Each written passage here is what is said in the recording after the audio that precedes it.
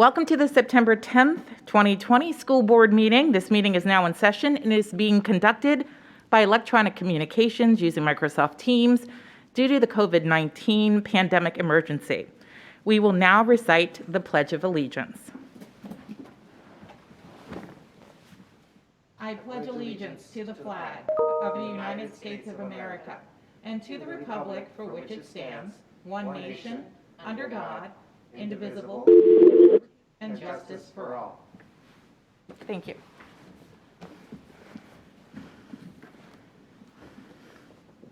We are now at the citizen comment portion of our meeting. Due to the COVID-19 emergency, we have adjusted our speaker process. At this time, we can only allow call-in speakers who have signed up in advance. Directions for signing up are posted on our website.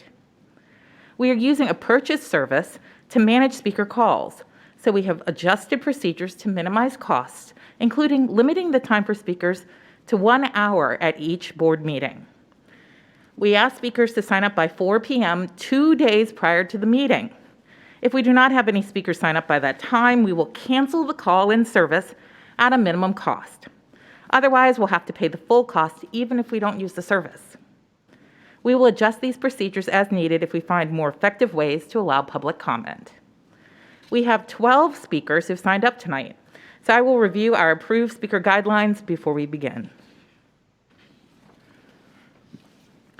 The school board welcomes public comment from community members. During virtual meetings, we will hear all public comments at the beginning of the meeting. Speakers must sign up in advance.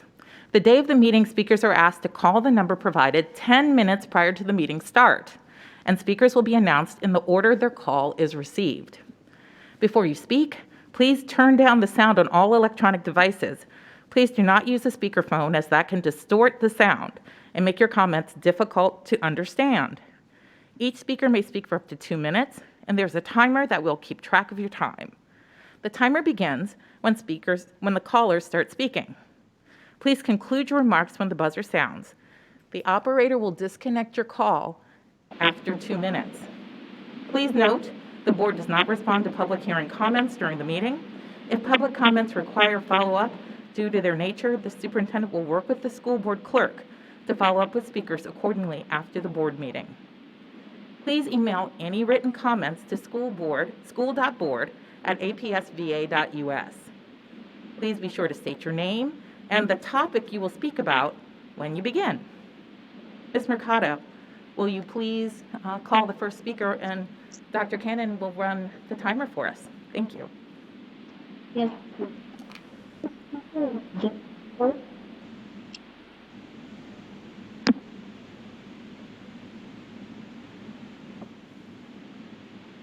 I'm sorry, I wasn't able to hear that. Please repeat.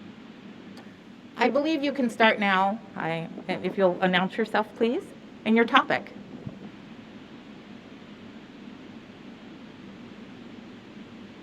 Ms. Corey, your line is open. Please go ahead. Oh. Hi.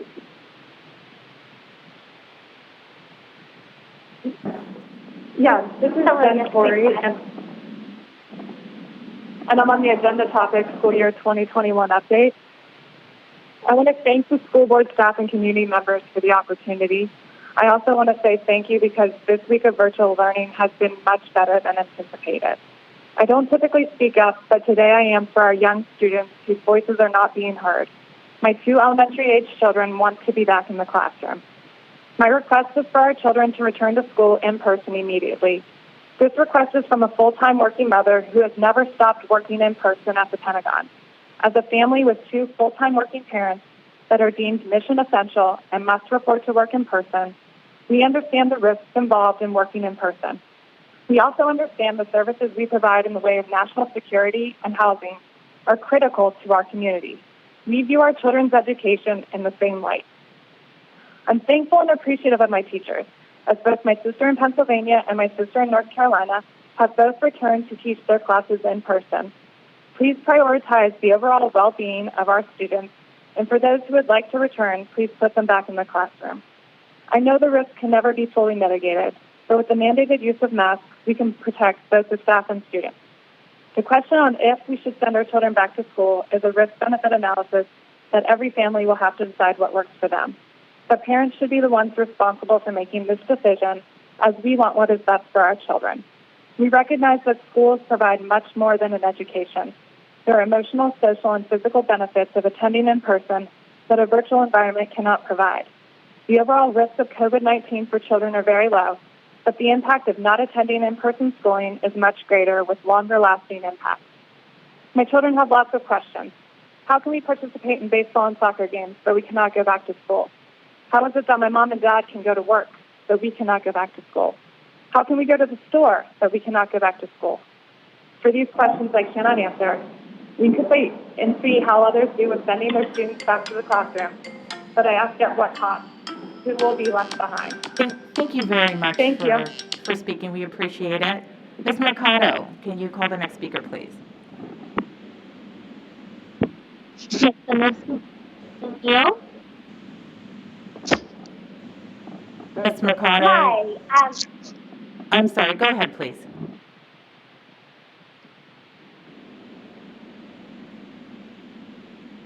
Speaker number 2, you're welcome to go ahead. Neal. Hi, I'm Erin Neal, mother to a second and sixth grader and one of the 75% of parents comfortable with the hybrid option.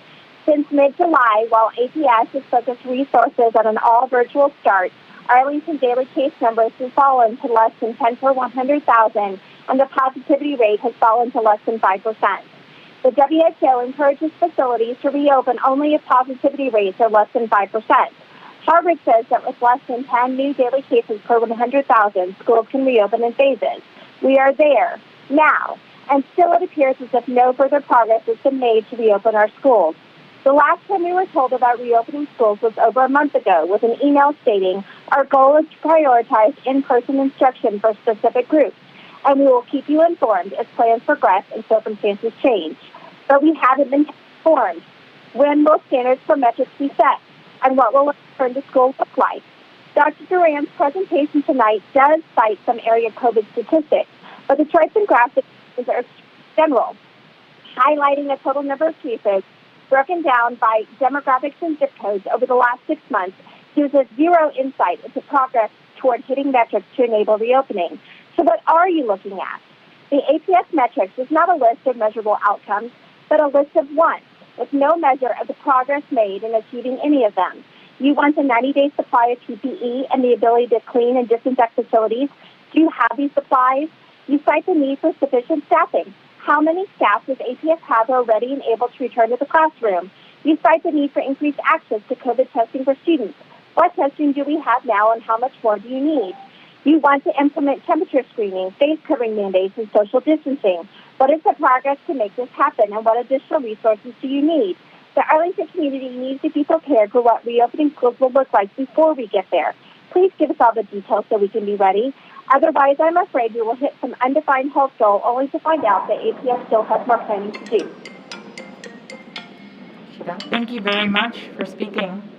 I'd like to ask Ms. Mercado to call for the next speaker. The next speaker is Sheila.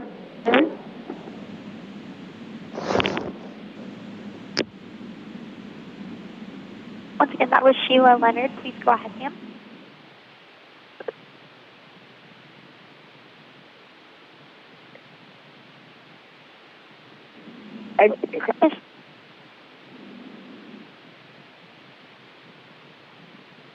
Ms. Leonard, please make sure your phone is off mute. We're unable to hear you. I'm sorry about that. Thank you. My name is Sheila Leonard, and I'm the parent to a first grader in APS. Last year, she loved every second of kindergarten and thrives in the incredible environment APS creates in the classroom. She is, however, 6 years old, and this week she has described each day as the worst day of her life, where she's bored out of her mind. She tells me she can't stare at a screen all day, she can't focus, and today she asked to wear a costume dress with tassels so she would have something to entertain herself during the day. I'm required to work in person as a previous speaker, so I cannot be there to help her.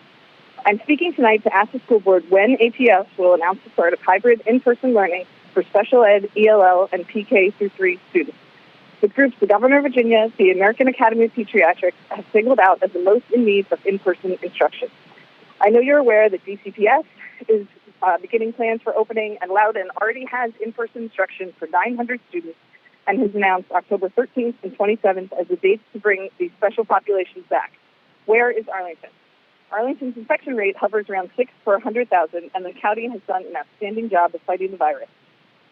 Your slides count total COVID cases, whereas every other system is using a rolling average of new cases or percent positive, both of which have been steadily increasing in our county. APS has not yet announced how low it needs to bring these high-need students back. Where is the metric? For a county focused on data and education, what is the number we need to get to? Where is the accountability? Arlington is small and should be nimble and innovative enough to bring these children back. It's an incredible disappointment that, in my opinion, we're paying lip service to equity and voting on statements instead of doing the most equitable thing possible, which is bringing back the neediest students into the classroom. Local preschools and daycare centers have successfully reopened and remained open since June and July. This can be done. When will you open the schools? What date? Will you have the political will to prioritize ELL, special ed, and pre-K through 3? What is the metric that Arlington will use? Will you be accountable and commit? This has worked in other areas.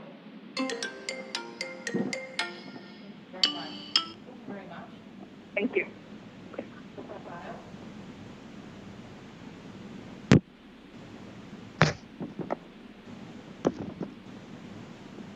The next speaker is Andrew Prensky. Once again, that was Andrew Prensky. Please go ahead. Hello, can you hear me? Can you hear me? Yes, please go ahead. Hello? Excellent, thank you. I imagine everyone's had a long day, so I'll be brief. I know that reopening is on everyone's mind. We've seen horror stories in the news of whole districts that reopened with nominal mask requirements, temperature checks that cause an immediate spike in local caseloads, and we obviously can't allow that to happen in Arlington. But virtual education is not a long-term solution. It is a sufficient stopgap for older students, but as the previous speaker said, for early childhood development, it simply isn't enough. I work at Jamestown Elementary as the school-based sub. This week, I've been helping in a first-grade classroom, and based on what I see, this environment absolutely is not conducive to early childhood development. It is tiring enough for adults to spend 6 hours on teleconferencing software. 7-year-olds absolutely do not stand a chance. Blanket reopening is out of the question, but there has to be a more nimble solution. So this is my question. Is the school board prioritizing kindergarten through 3rd grade and students with special needs in plans for distanced reopening? Are they considering creative solutions for distanced reopening? Even if the rest of APS must stay remote through the year, will the board and the superintendent commit to ensuring that early learners and students with special needs can return to cotted, isolated, in-person classrooms with teachers who are provided sufficient PPE and buildings that are sufficiently sanitized? If APS can put an iPad in every student's home, surely it can commit to this. For early learning, Microsoft Teams is not enough. We are living through a historic crisis, and we owe these children a better solution. For anyone who is listening, who would like to contact me further, my name is Andrew Prensky, and you can contact me at andrew.prensky, Prensky, at apsba.us. Thank you. Have a good rest of your evening. Thank you very much. Next speaker, please. Hi, this is Melanie Elliott, the clerk of the board. I'm filling in for Claudia to see if my mic is working better than hers. Our next speaker is Mr. Stephen Hughes. Thank you. For the record, my name is Stephen Hughes. If you believe a virtual kindergarten is equivalent or superior to an in-person teacher in class, then stop listening now. We could speak this evening ad nauseum on guidelines, masks, spacing, and on and on. Those are not the questions you should be thinking about. The question you should ask is, what is your responsibility to your neighbor, and are you upholding the social contract? Why do we have schools? Very fundamentally, why? Schools come before nearly all aspects of how we organize ourselves as a society. They are critical for many reasons beyond education. I want you to think about what you know is done through the school, more than just feeding those that could go hungry. Teachers are role models and trusted adults. They are each child's Mr. Rogers in flesh and bone. They report horrible actions by trusted adults to authority. They provide in some families the only individual with the science, knowledge, and values we wish for each child in our community to know. The other question you should ask beyond why is what if? What if other school districts choose differently across this country? What if we think larger than the Washington-Cog area? What if areas like Roanoke, Virginia, where I was educated, open up their schools? Because they are. The choice to close schools in the spring was nearly uniform across this country. The decision to reopen schools in person is not. That is an existential threat to our existence as a community.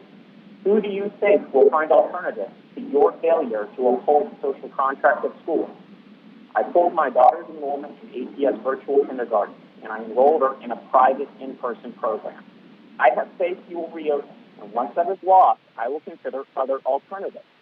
Families like mine have significant means, and history tells us we will use those means to ensure and facilitate our children's success.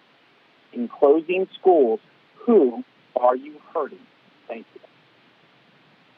you. Thank you very much for your comments. Can we have the next speaker, please?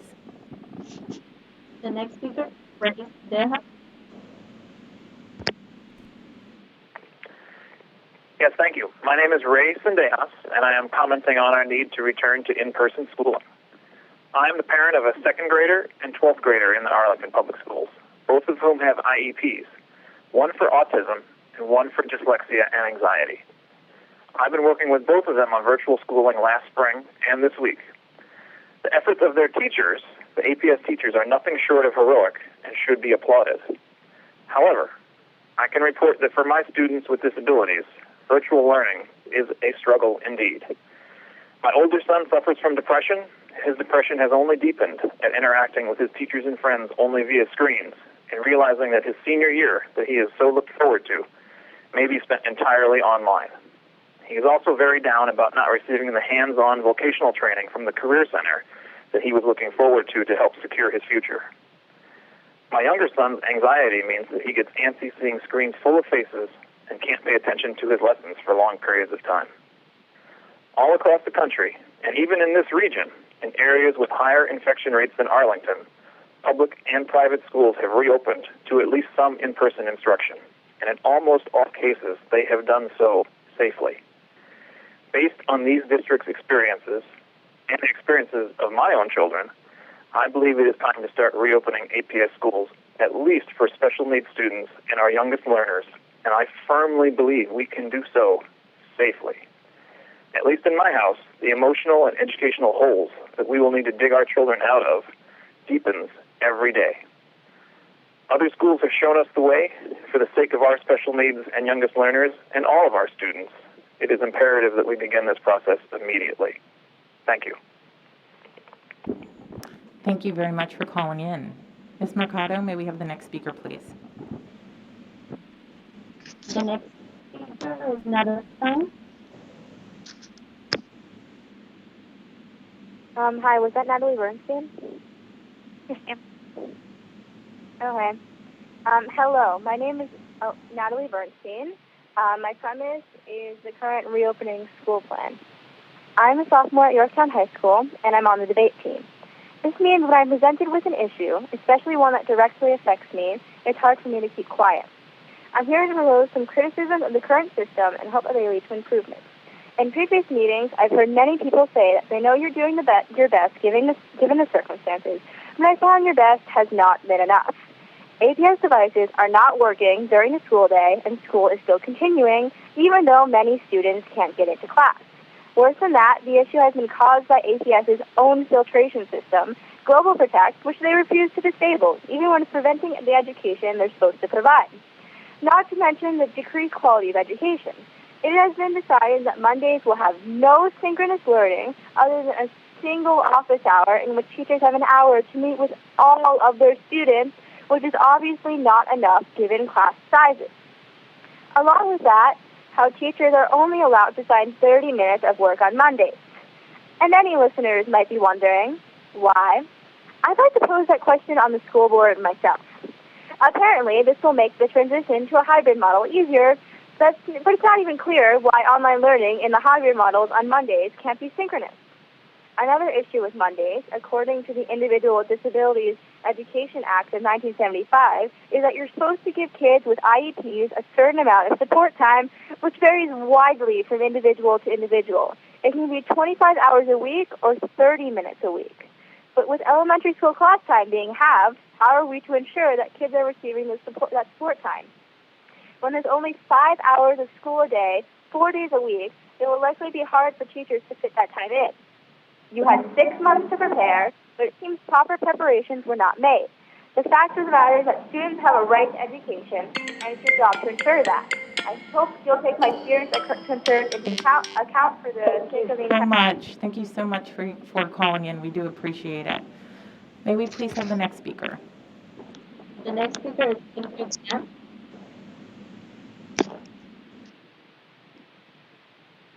Good evening, Chair O'Grady, members of the school board, and Superintendent Dr. Duran. My name is Ingrid Gann, and I'm speaking as the president of the Arlington Education Association. I just have a word to share with you guys, and the word is resilience. As we started a new school year, we had unforeseen circumstances. Maybe it was a firewall, maybe it was technology or an event that the Wi-Fi in the educators' homes or students' homes didn't work. We still had resilience. Nevertheless, educators were expected to plan and didn't receive student schedules until Wednesday, September the 3rd at 4-something in the afternoon, which left them having to plan over the holiday weekend. Resilience. During the first day of school, when names of students were not even in the classes as expected, and teachers had to do most, if not all of this work, to be able to reach out to their parents and their students. Resilience. When your schedule gets changed twice, like it did at Schreiber program, and you brought it to the attention of many people that are listening to my voice, educators have provided input. They don't get an opportunity to meet with their principal, but yet they're expected to continue teaching. Resilience. Educators all over the DMV, as you've heard parents say, they want us to come back to school. Educators don't seem to be in the forefront. We love our students. Our teachers want to be in the classroom teaching, and it's not in a place where we can give back and give them what they need. However, I urge you to listen to what the educators are saying. Those who want to come back, and then let them come back when it's safe. Those who choose to stay on the virtual learning, let them stay there until it's safe. We should not be putting the lives of our educators, who are heroes, I've heard that tonight, in the backside. Our support staff, we are always pushed last. Parents, students, and community, we love APS. We thank you for the decisions you're making. We're just asking you to continue to meet with our educators, continue to talk to us, continue to listen to us.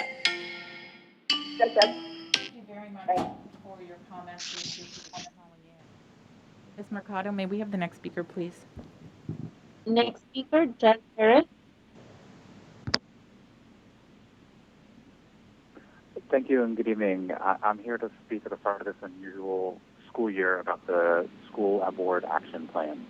In particular, I wanted to call out my strong support for two of the points under the student success portion, implementing new safety procedures and ensuring every student is connected to a trusted adult in order to support their academic and personal growth.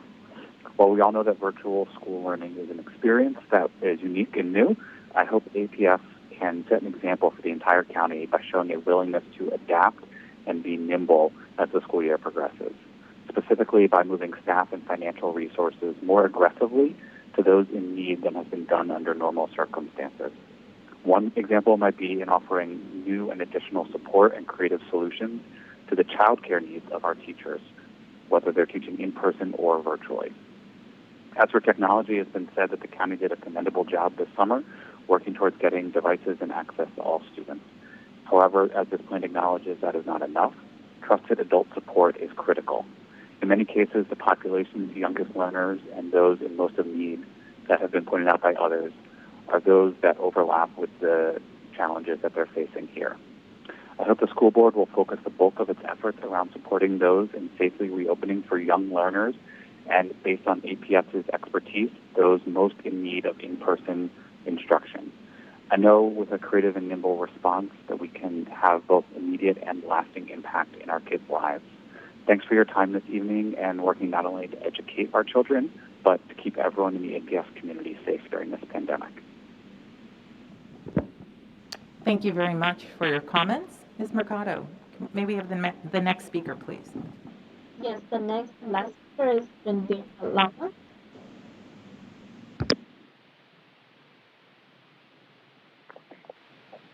Hello? Yes, please go ahead. Okay.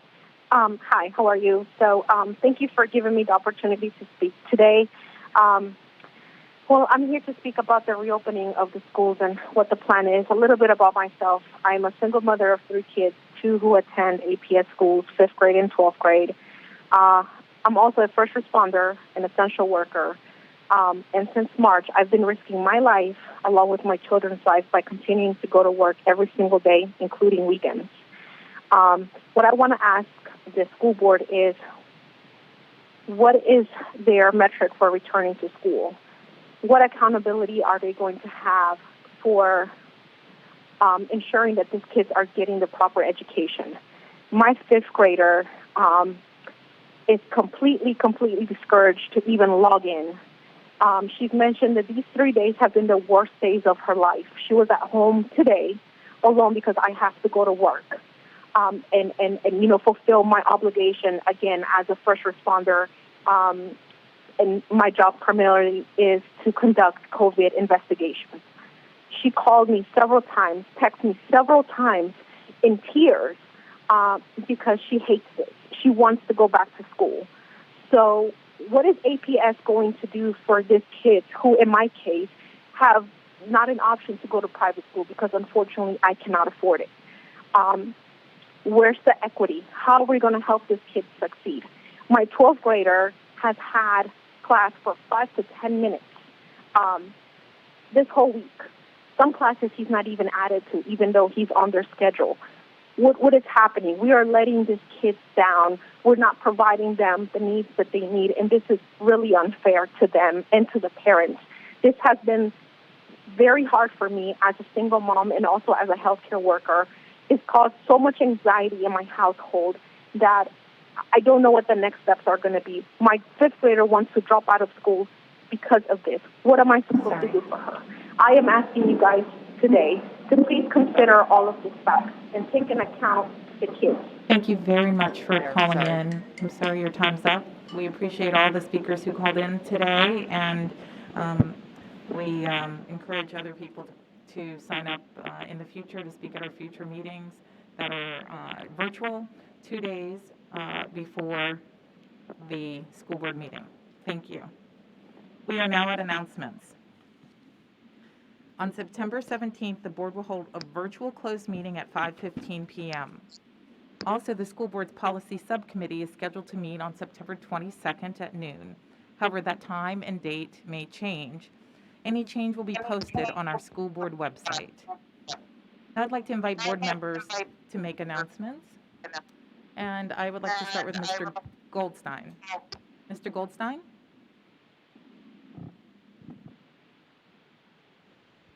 Yeah, thank you. Let me get my camera on here. There we go. Okay. Yeah, thank you. I do have some announcements that I got from my liaison schools. Make this a little bit better. I hope everybody can hear me. I know we've been having some audio problems.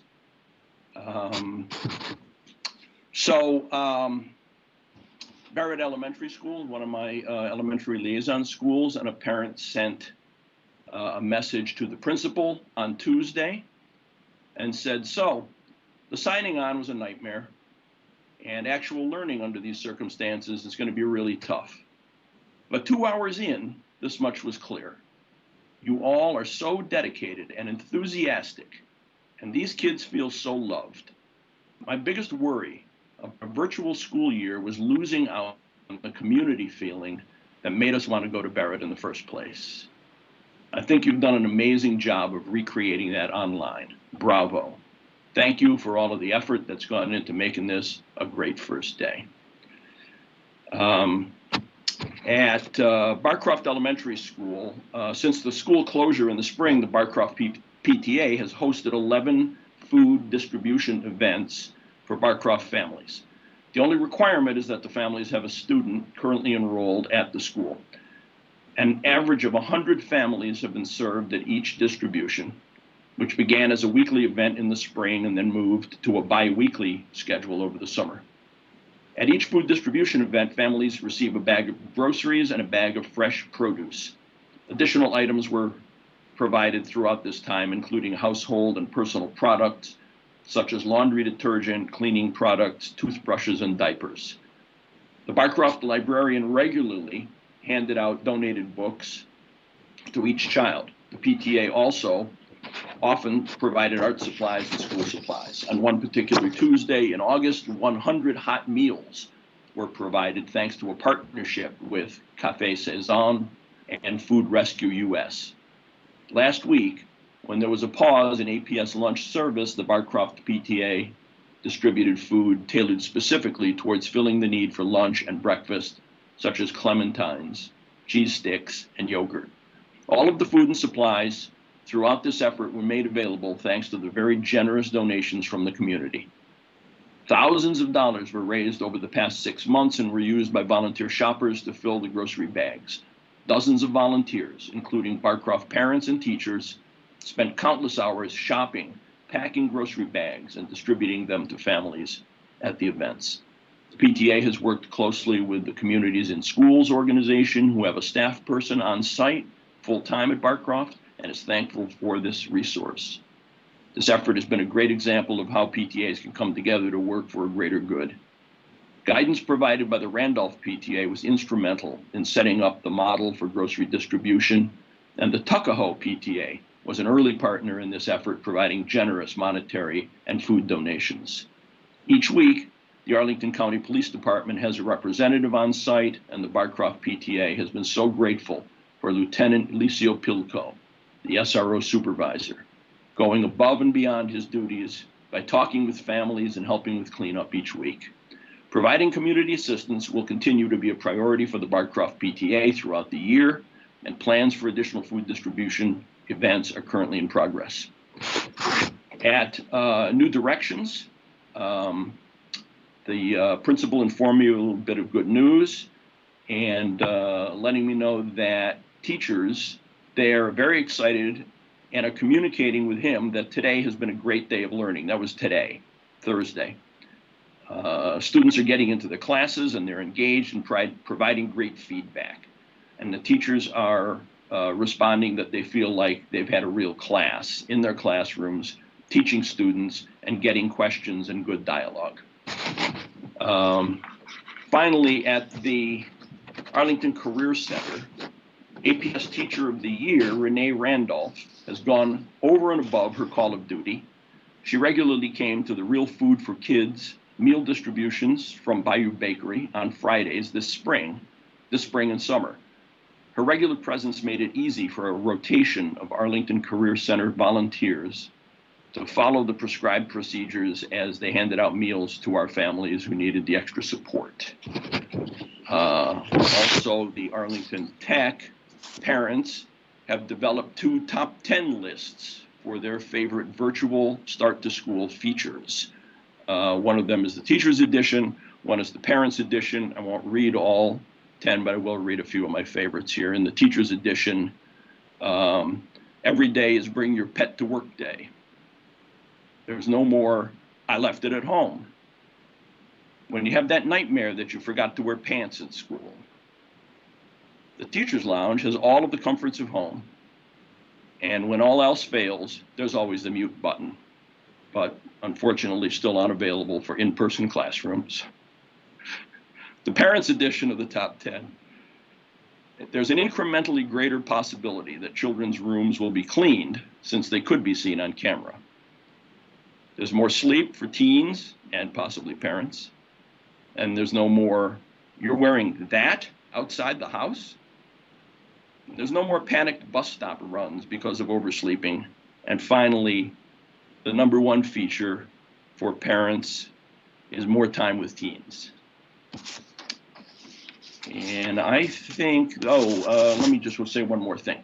So we heard a lot of speakers during public comment urging in-person instruction.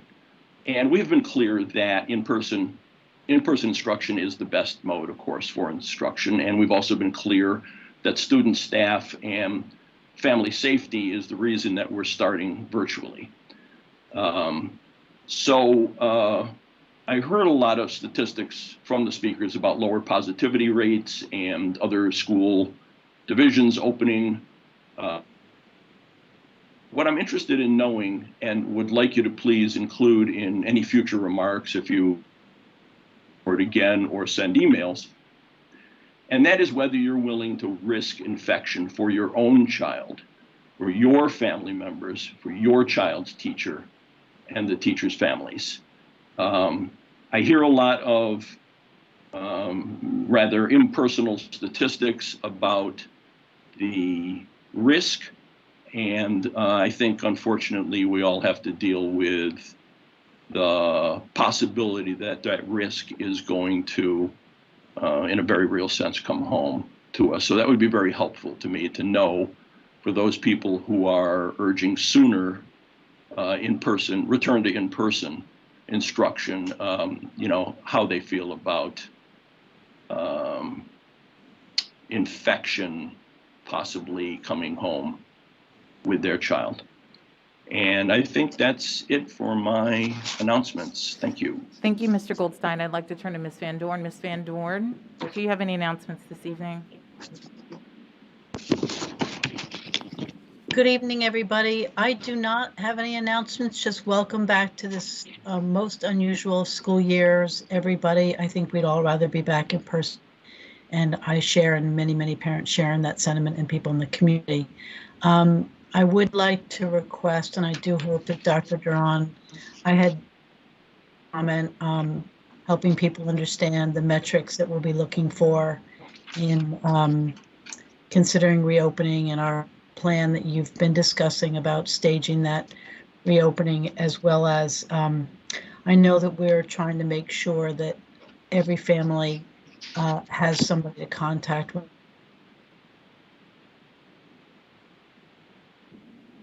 And I'm sure that you will address that in your remarks, but I really appreciate the families coming forward and telling us their stories, and it's much appreciated. So thank you all for coming to tonight's meeting.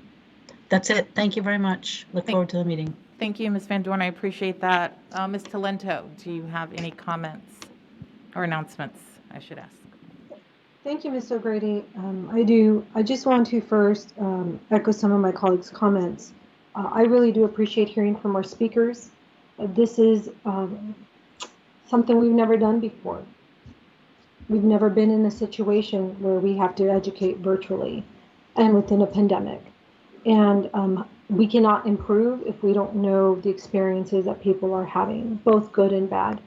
And so I just want to appreciate our speakers and encourage our community to sign up and pay attention to when our board meetings are, so we can understand what's working and what isn't. I think it's very helpful. I also want to announce that today is Worldwide Suicide Prevention Day, and it's Suicide Prevention Month.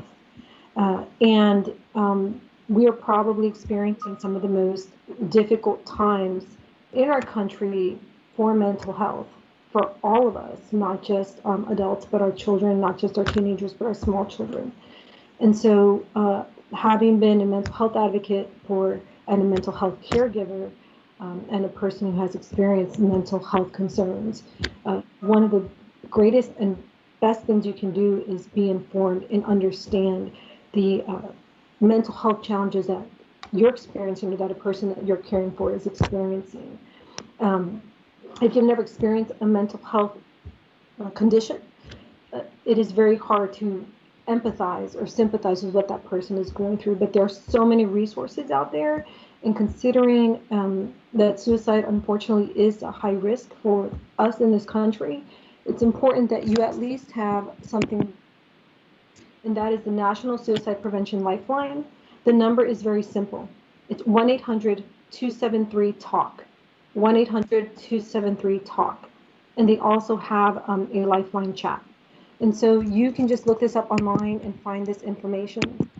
And I just want to express to anyone who is out there experiencing despair, anxiety, depression, you are not alone in experiencing these things. These conditions can be cured for. They are temporary parts in our lives. If you have a chronic condition, there are resources and medications, just like if you were a diabetic, that can help you manage it and maintain it and live a life without that mental health disorder that may create a disability for you, that keeps you struggling. And as parents guiding our children through this pandemic, understanding that mental health doesn't discriminate and it can affect us all at all ages. And so, one of the quotes that has inspired me and that reminds me as a mental health caregiver in my life and as a person who has experienced depression is something that allows me in my darkest times to understand how to move forward. And it is from Martin Luther King. And he says, if you can't fly, then run. If you can't run, then walk. And if you can't walk, then crawl. But whatever you do, you have to keep moving forward. Sometimes in your darkness, you can't see light. But if you continue to move forward, even if it's at a crawl space, eventually you'll hit a turn. And that's where the light is. It's not that the tunnel is eternally dark.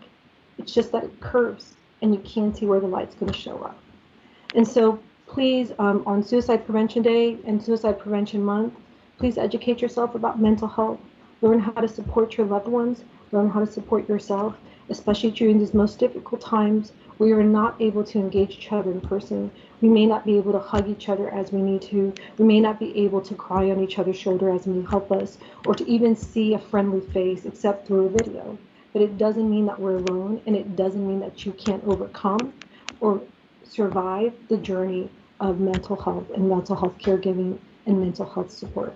And so I just wanted to ensure that all of our community knows, educate yourself, there is help out there, and you are not alone, and we will get through this together. And I encourage again our families to help us understand what you're experiencing so that we can figure out how to provide the support and improve our services. And Ms. O'Grady, that is all I have to share today. Thank you. Thank you, Ms. Talento, for sharing that very important message for our community. We appreciate it. Now I'd like to turn to our Vice Chair, Dr. Cannon. And Dr. Cannon, and any announcements? No announcements, thank you. Thank you very much. Then I will recognize myself, and I just want to say that this week I had the opportunity to actually visit some virtual classrooms, and what I saw on display for the times that I visited classrooms at the Montessori Public School of Arlington, at Gunston Middle School, at Wakefield High School, and at Glebe. I visited a classroom today. I was so impressed with our teachers and their resilience and some amazing preparation that I saw in place to try to engage our students in the best way they can in this virtual environment. I saw a homemade light board that actually a teacher could write on in a physics class, an AP physics class at Wakefield. I saw some very engaged students in a Gunston French class. I saw some interaction that was very valuable to different classes in the Montessori Public School of Arlington. And I was so impressed with the kindergarten teacher today at Glebe with how she was engaging her students. I know this takes a lot of effort, a lot of creativity, and I just want to thank our staff for working hard to do the best they can in this very challenging environment. I want to thank the speakers who called in to share with us their experiences. I understand I'm also an APS parent, so we appreciate the feedback. We hear you, and we want to thank you for letting us know how it's going, and we're listening. With that, I want to give some additional announcements.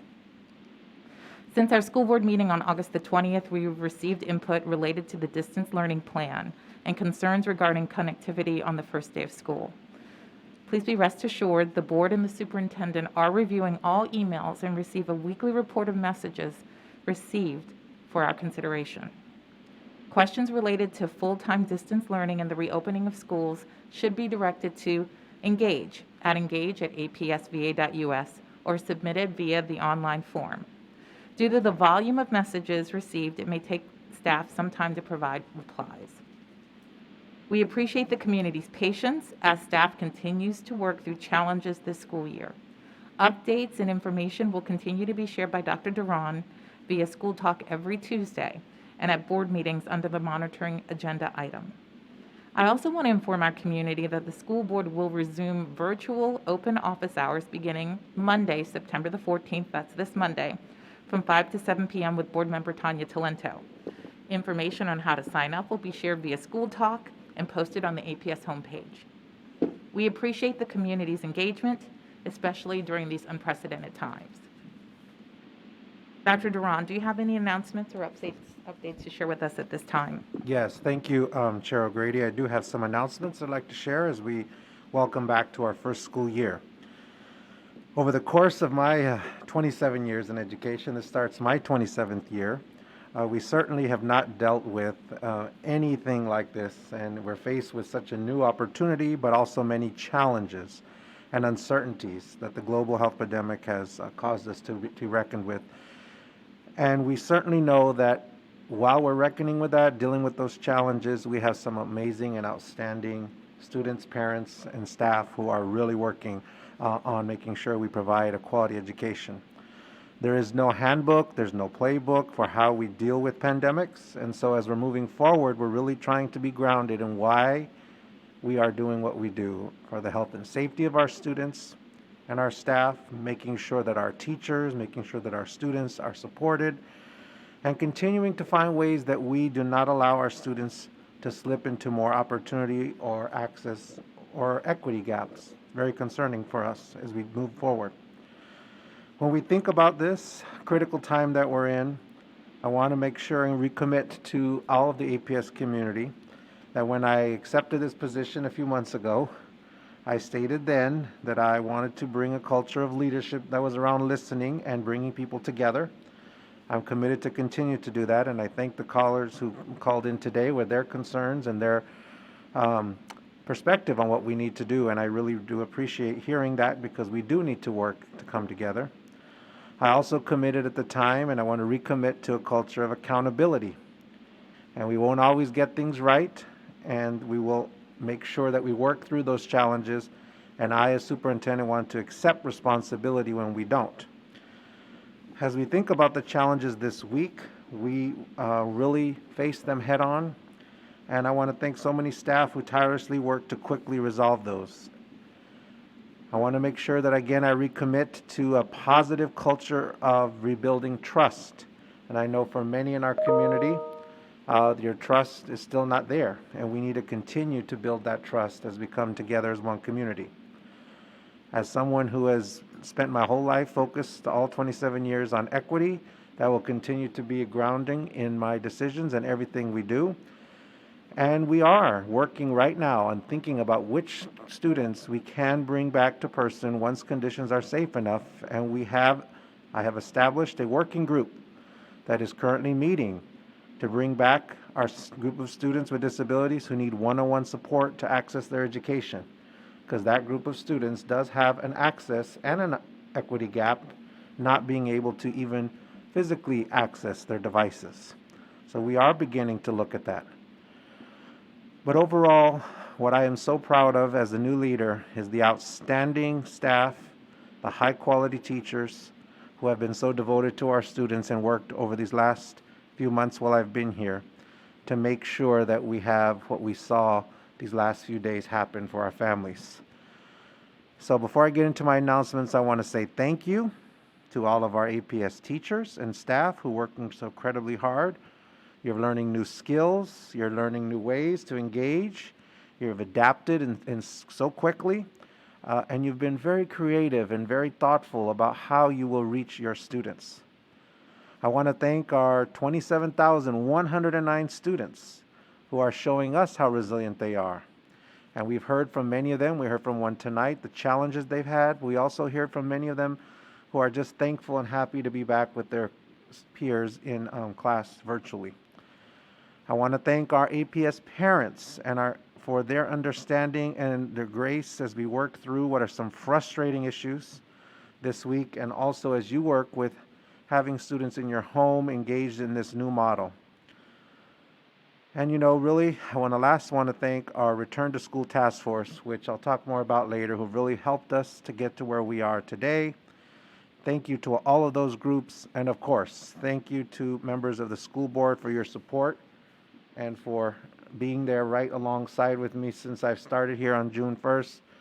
You've been amazing partners in this work. And it's our responsibility, superintendent and school board, to make sure we get our community through this. And we can do this, and we will do this.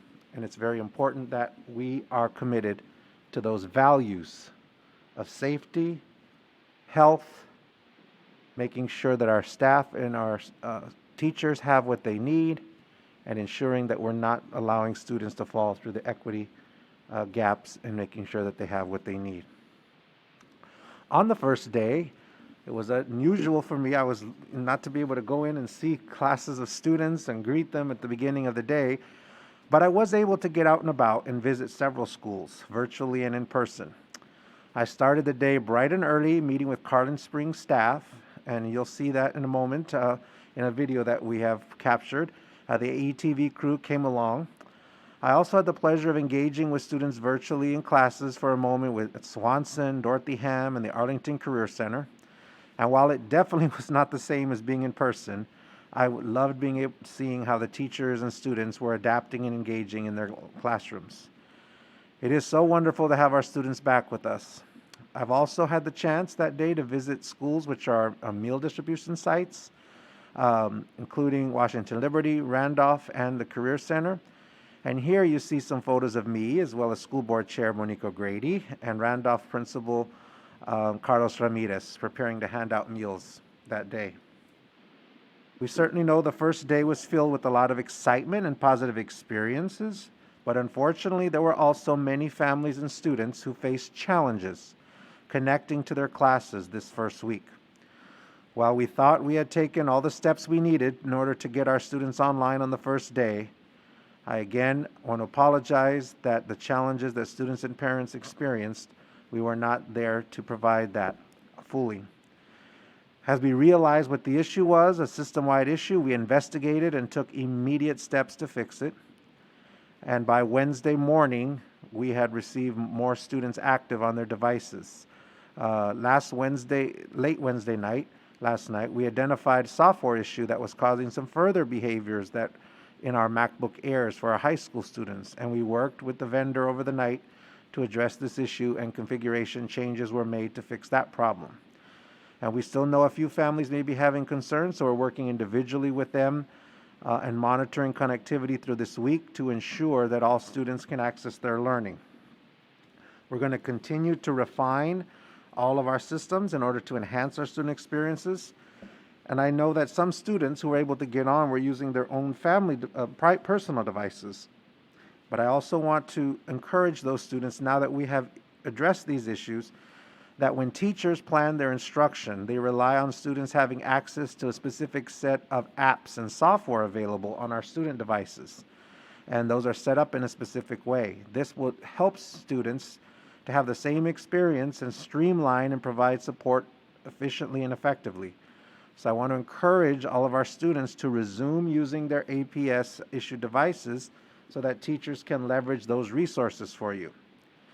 But again, our school-based technical support staff, we could not have done this without you. Our teachers who've been working so diligently, we could not have done this. It was amazing to hear all the stories of teachers who troubleshooted with their students in such a calm, welcoming way while we were dealing with these challenges and getting students throughout that first day. So thank you to them. We do have technical help available, and I just want to provide a little clarity on this. And I encourage you to please use that if you continue to experience issues and need support. We received thousands of calls on the first day because of the notion that we had so many through the firewall situation not able to access. And we were unable to handle the calls that day because of that number, but we now are able to do so. I want to also share that the staff who are answering the phones are trained to address level 1 type support and just basic needs, like helping families with self-help steps. They're not the technical individuals who answer the phone that will be able to solve all the technical aspects of the issues, but maybe there are some self-help steps that you can be assisted with. If they're not able to do that, what those individuals can do is submit a technical ticket so that you get that direct technical support from the technicians to help solve the problem that you're having. So I still encourage you. I heard some frustration and I received some feedback from families saying the individuals that were answering were not the technical staff. They are not. They are there to help provide you with the first step, and they're also available to help connect you with technical TICNIC. So I encourage you to please still use that. It's a good way for us to help you. Here are some enrollment statistics from the first day of school. The count on our first day of enrollment was 27,109 students. This number is 911 students less than our September 30th count, which was 28,220. So as families are continuing, we still see some are continuing to register over the next few weeks. That enrollment will fluctuate, and we will have an official enrollment count to compare to see from September 30th of this year to September 30th last year what that might look like. We also want to be clear. I want to share that, that this Monday through Friday, we are being very flexible, and we are making sure that in marking attendance this first week, that we're being flexible, as we know that distance learning and the challenges we're having has occurred. So this Monday through Friday of this week up till tomorrow, we will have flexibility on how attendance is being addressed and monitored. Here's some data provided by Information Services about the progress that we're making and on the connectivity issues. So as you can see, we had 11,500 devices distributed this summer. And of that, those are obviously pre-K to grade 2 students, and then some newer laptops for our rising 9th graders. And as of yesterday, Wednesday, there were 25,274 student devices active on networks. And as you saw earlier, that's probably about 2,000 less than all the students that were enrolled. So there's about a little over 2,000 students that either weren't accessing or could not access or were using personal devices from their families. And again, if you're doing the personal devices, I want to encourage you to try and start up your APS device and use that. We've resolved those issues. Microsoft Teams is serving as our platform, and we're continuing to work to optimize the experience on that platform. And more than 82%, or 22,350 of our students, were able on the first day to participate in synchronous learning. So 82%. That's not acceptable. We should have had all of our 100% of our students able, but by the end of the day, for an average of about 3.6 hours, they were able to do that on day 1. After the improvements were made to the firewall, the data showed improvement by day 2 on the 9th. That went up to 24,794, or 91%. So an additional 2,500 students were then able to access at that point. And so we hope again to continue to see that improvement, and we hope that again we'll see students using their APS device. We have distributed more than 2,100 Comcast Internet Essential codes to family, and we're getting information on how many have been activated. We know that 260 for sure, and we're seeing how many more. In the interim, we've also distributed 1,200 MiFis, which are mobile hotspot devices, and we also have an additional 500 MiFis being distributed to families available if they're having issues with the Comcast program. So clearly we have more work to do, and clearly we have some improvements to continue on, and we are going to monitor the situation and make sure that our teachers and our ITCs at each school can optimize the learning experience for students. So this is a work in progress, but I do want to thank everyone who's helped us get to where we are so quickly. Should have been done prior to the first day, absolutely, but by the second day we saw much improvement in these areas. We're very happy to receive confirmation last Thursday that the U.S. Department of Agriculture decided to extend the summer food service program through December 31st, because this now allows us to serve all children ages 2 to 18 free meals with no student ID required and not having to charge students. So that's really good news. And just a reminder to our parents that any parent or guardian can also, because of this, pick up their meals for their children. And we have 21 meal sites, and we have 10 meal drop-off locations. Again, no ID is required for the students, so parents, if you want to go pick them up, that's great, or the students can go without their ID. We have received a great response from the community, and we need to continue, though, to promote this service and encourage all families to pick up healthy lunches and breakfast for students. You can see that we've served 4,356 students Tuesday and Wednesday. So again, I've heard and we've received feedback that there's been some hesitation or a misperception about who can or who could pick up meals. Any family can come to the site nearest them. It doesn't even have to be the school site you're enrolled at. And again, any children 2 to 18 can receive a meal and the parents can pick them up. Here are a listing of all of our 21 meal sites as well as our 10 drop-off locations. And later in my monitoring report, I'll walk through our plan for how we're serving healthy school meals for all students in this new school year. I want to continue to remind our community that we still have immediate openings in our Virginia Preschool Initiative at some of our neighborhood locations. And again, the Virginia Preschool Initiative is a high-quality program for eligible 4-year-old students with a research-based curriculum. Families will receive distance learning home kits and a device for their 4-year-old child to begin virtually in their home. And the eligibility requirements for this are simply that you have a child who's age 4 years or older by September 30th, and the family's household income meets federal poverty income guidelines, or a family is receiving federal benefits under unemployment. So if you have been impacted by the current economic conditions, I do encourage you to reach out to our early childhood office or our welcome center, and the phone numbers are located here. You can see on the bottom of this slide for more information.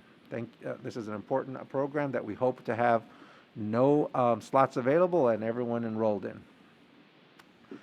The annual online verification process started on Monday, and this process replaced our printed first day packets for families that used to receive on the first day where they had to fill out information.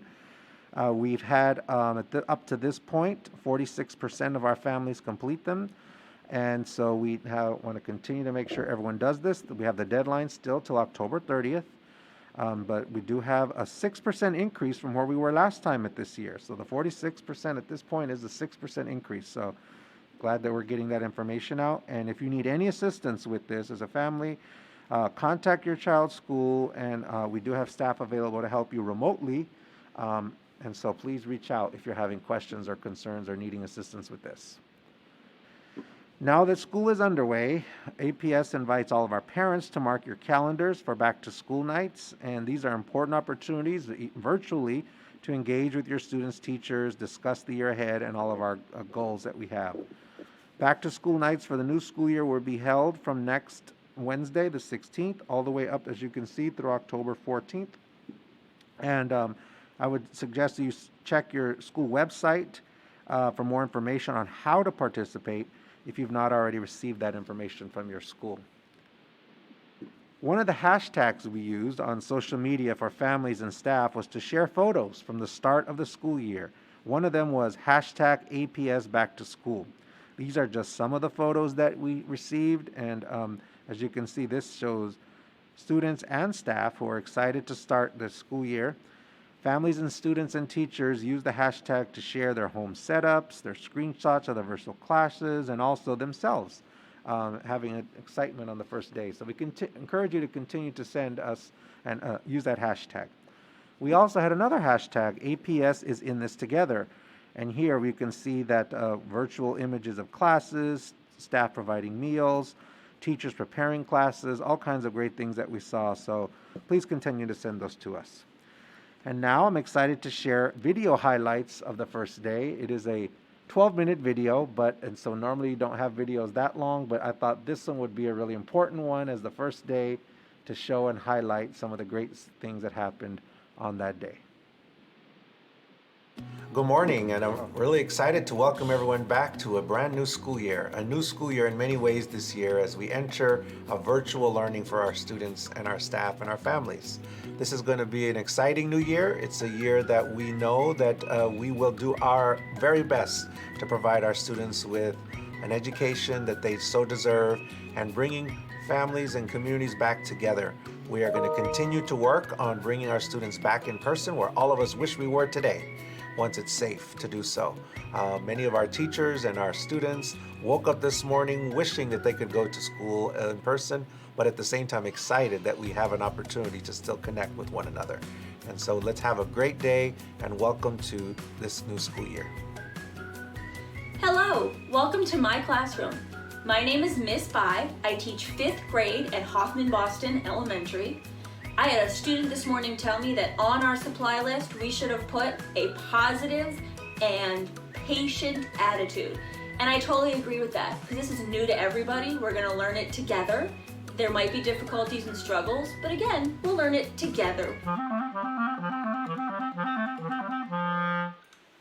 I'm so excited for the start of the school year so that all of our students can be a part of the music. I am so excited to meet my new teachers this year.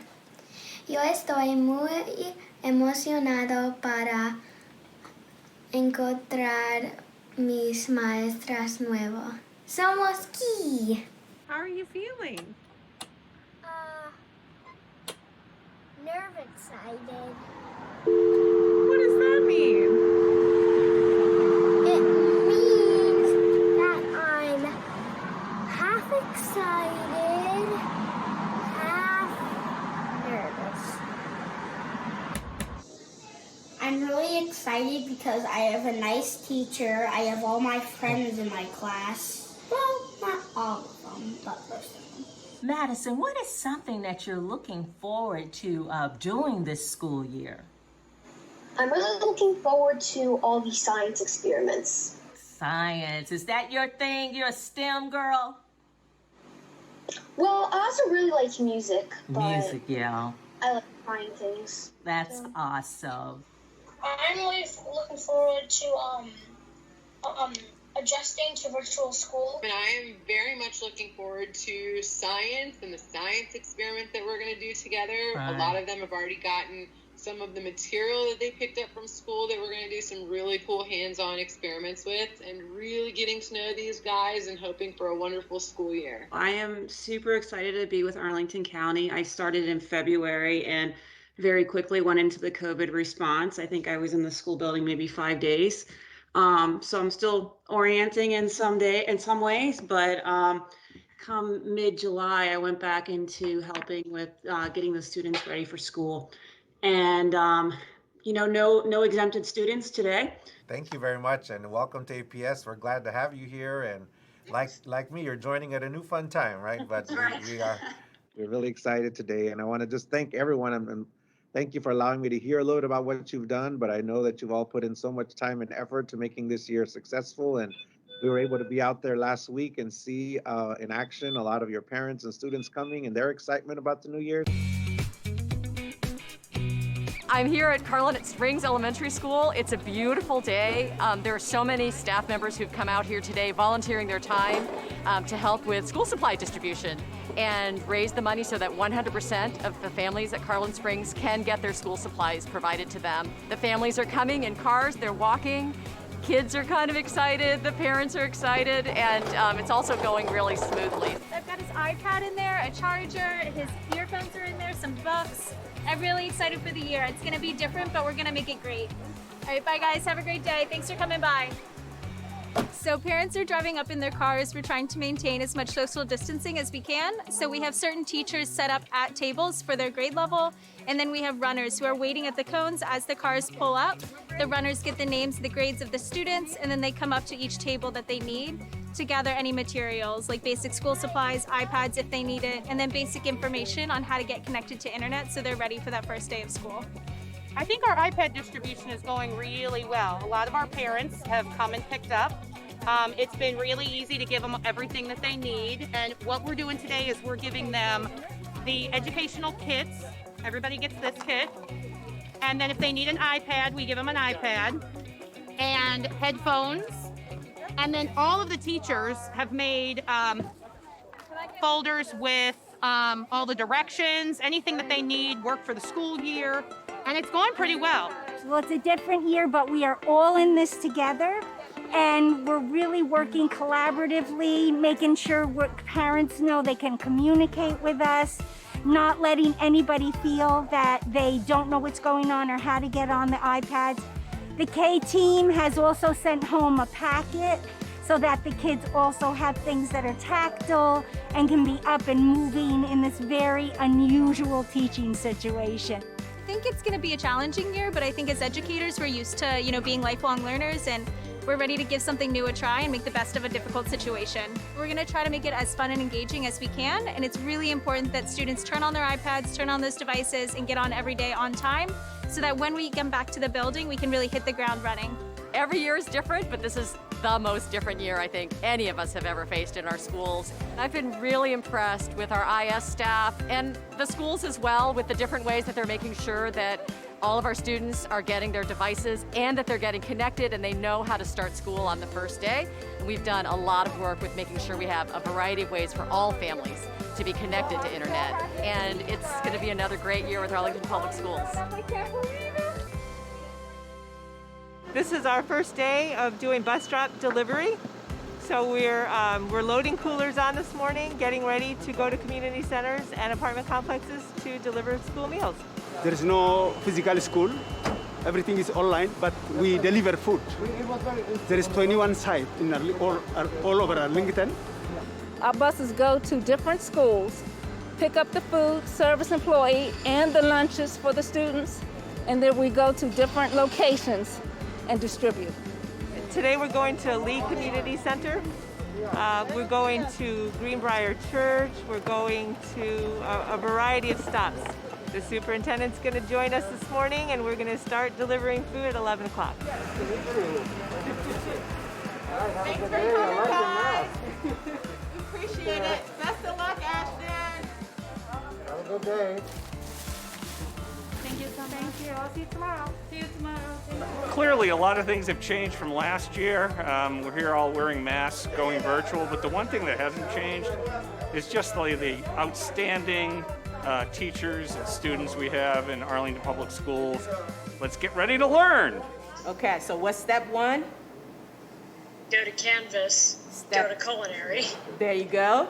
And then Click on the yellow button. very good. And so that'll get you here tomorrow, okay? So we started out a little slow, I'm gonna be honest. The 8 a.m. class, we had some tech issues that the kids had to overcome, but I was really proud of the kids because they kept trying until they got in. And by the time my midday class happened, all of the kids in that class got in. I didn't have any kids absent, and they were still smiling. So I gotta tell you, your macaroons look better than mine. I probably need to be in your class instead of you and mine. I feel like I'm a brand new teacher right now, and I'm learning and driving the car as I'm putting the wheels on it. But the one thing that has been most encouraging to me is how much parents and students are willing to try to buy into this. And I think that's all you can ask for as we navigate this new normal and we learn and we deal with the hiccups that come when people are still positive and they're trying and they're like, well, how are we going to make this work? That's the attitude and the energy that makes me like, okay, we're going to get through this. You know, for us at Washington Liberty and certainly in Arlington, it's sort of twofold. I mean, you know, we want to make sure that the instruction is where it needs to be and that it's robust and that kids are learning. But as we all know, with the impact of a global pandemic and certainly the social and racial unrest that's going on around our country, we know that families and certainly by extension their kids are experiencing a myriad of feelings. We want to be able to support our students in that regard as well. So whether it's with our counseling staff or whether it's in community circles where kids are meeting in clubs or organizations, we have to continue to build our instructional capacity and continue to build community throughout this school year. And I think if we do that, we will be in great shape. This is our first day of school, and our staff and teachers have been preparing for this for quite a long time with extra training for distance learning. We did actually work through summer, setting up devices and the systems to be ready for start of school. But in spite of all of the anticipation and preparation, we did hit an issue this morning. Unfortunately, as sometimes happens on the first day of school, sometimes things may not go quite as what you're expecting. As a parent, we had that same situation happen this morning in APS, where we had some families that could not connect. We were hopeful that we were able to let you know that we were working on that situation as soon as we found out about it. Based on our projections of the spring experience and also anticipated traffic, we had to make adjustments to our firewall services this morning. The services actually failed this morning, causing some of the families and students not to be able to get to key services like Teams and Canvas. We identified the problem immediately, and then we have been able to make the necessary adjustments. We had a few families who came in, but we were able to help them right away log in into the Canvas, log in into Teams, and then we realized every time we were able to get a kid in, we were able to see how all of the other students were already in class. They were raising their hands, they were participating. You know, I want folks to remain optimistic, of course, with connectivity and the internet and working virtually. We know there are going to be some challenges, but the main thing for us is to work through those systemically, and then again, make sure that we have the information, the clarity, and of course to continue to remain positive about this, because it is all about the kids, about learning and their social emotional needs. We're ready to listen, we're ready for your feedback, we're ready to respond, we're ready to try to make this year the best year we can make it in spite of all the situations that we are facing. I know that we're gonna get through this and better times will come. But in the meantime, we're in this together, and we're supporting our teachers, we're supporting our parents, and of course, we're supporting our students. They're the reason why we're here. Oh, hi there. Today's my first day of second grade at Squillicky. Remember this now. We are in this together. Have a great year and stay confident in yourself. Adios.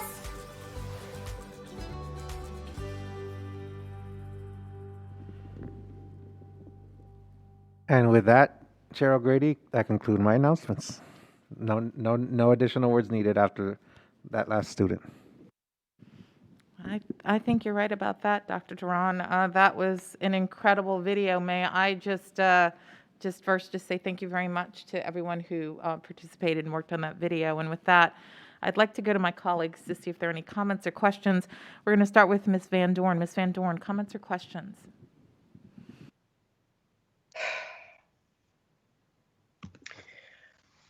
I really don't have any except thank you for that video. It was superb. I think we all get now so stuck in our own little worlds at home that it was wonderful to see the array of people and the coping and the positive attitudes at the school. So that video was amazing. So thank you very much for that. That's it. Thank you very much, Ms. Van Dorn. I'd like to go to Ms. Talento. Ms. Talento, any comments or questions? Thank you, Chair O'Grady.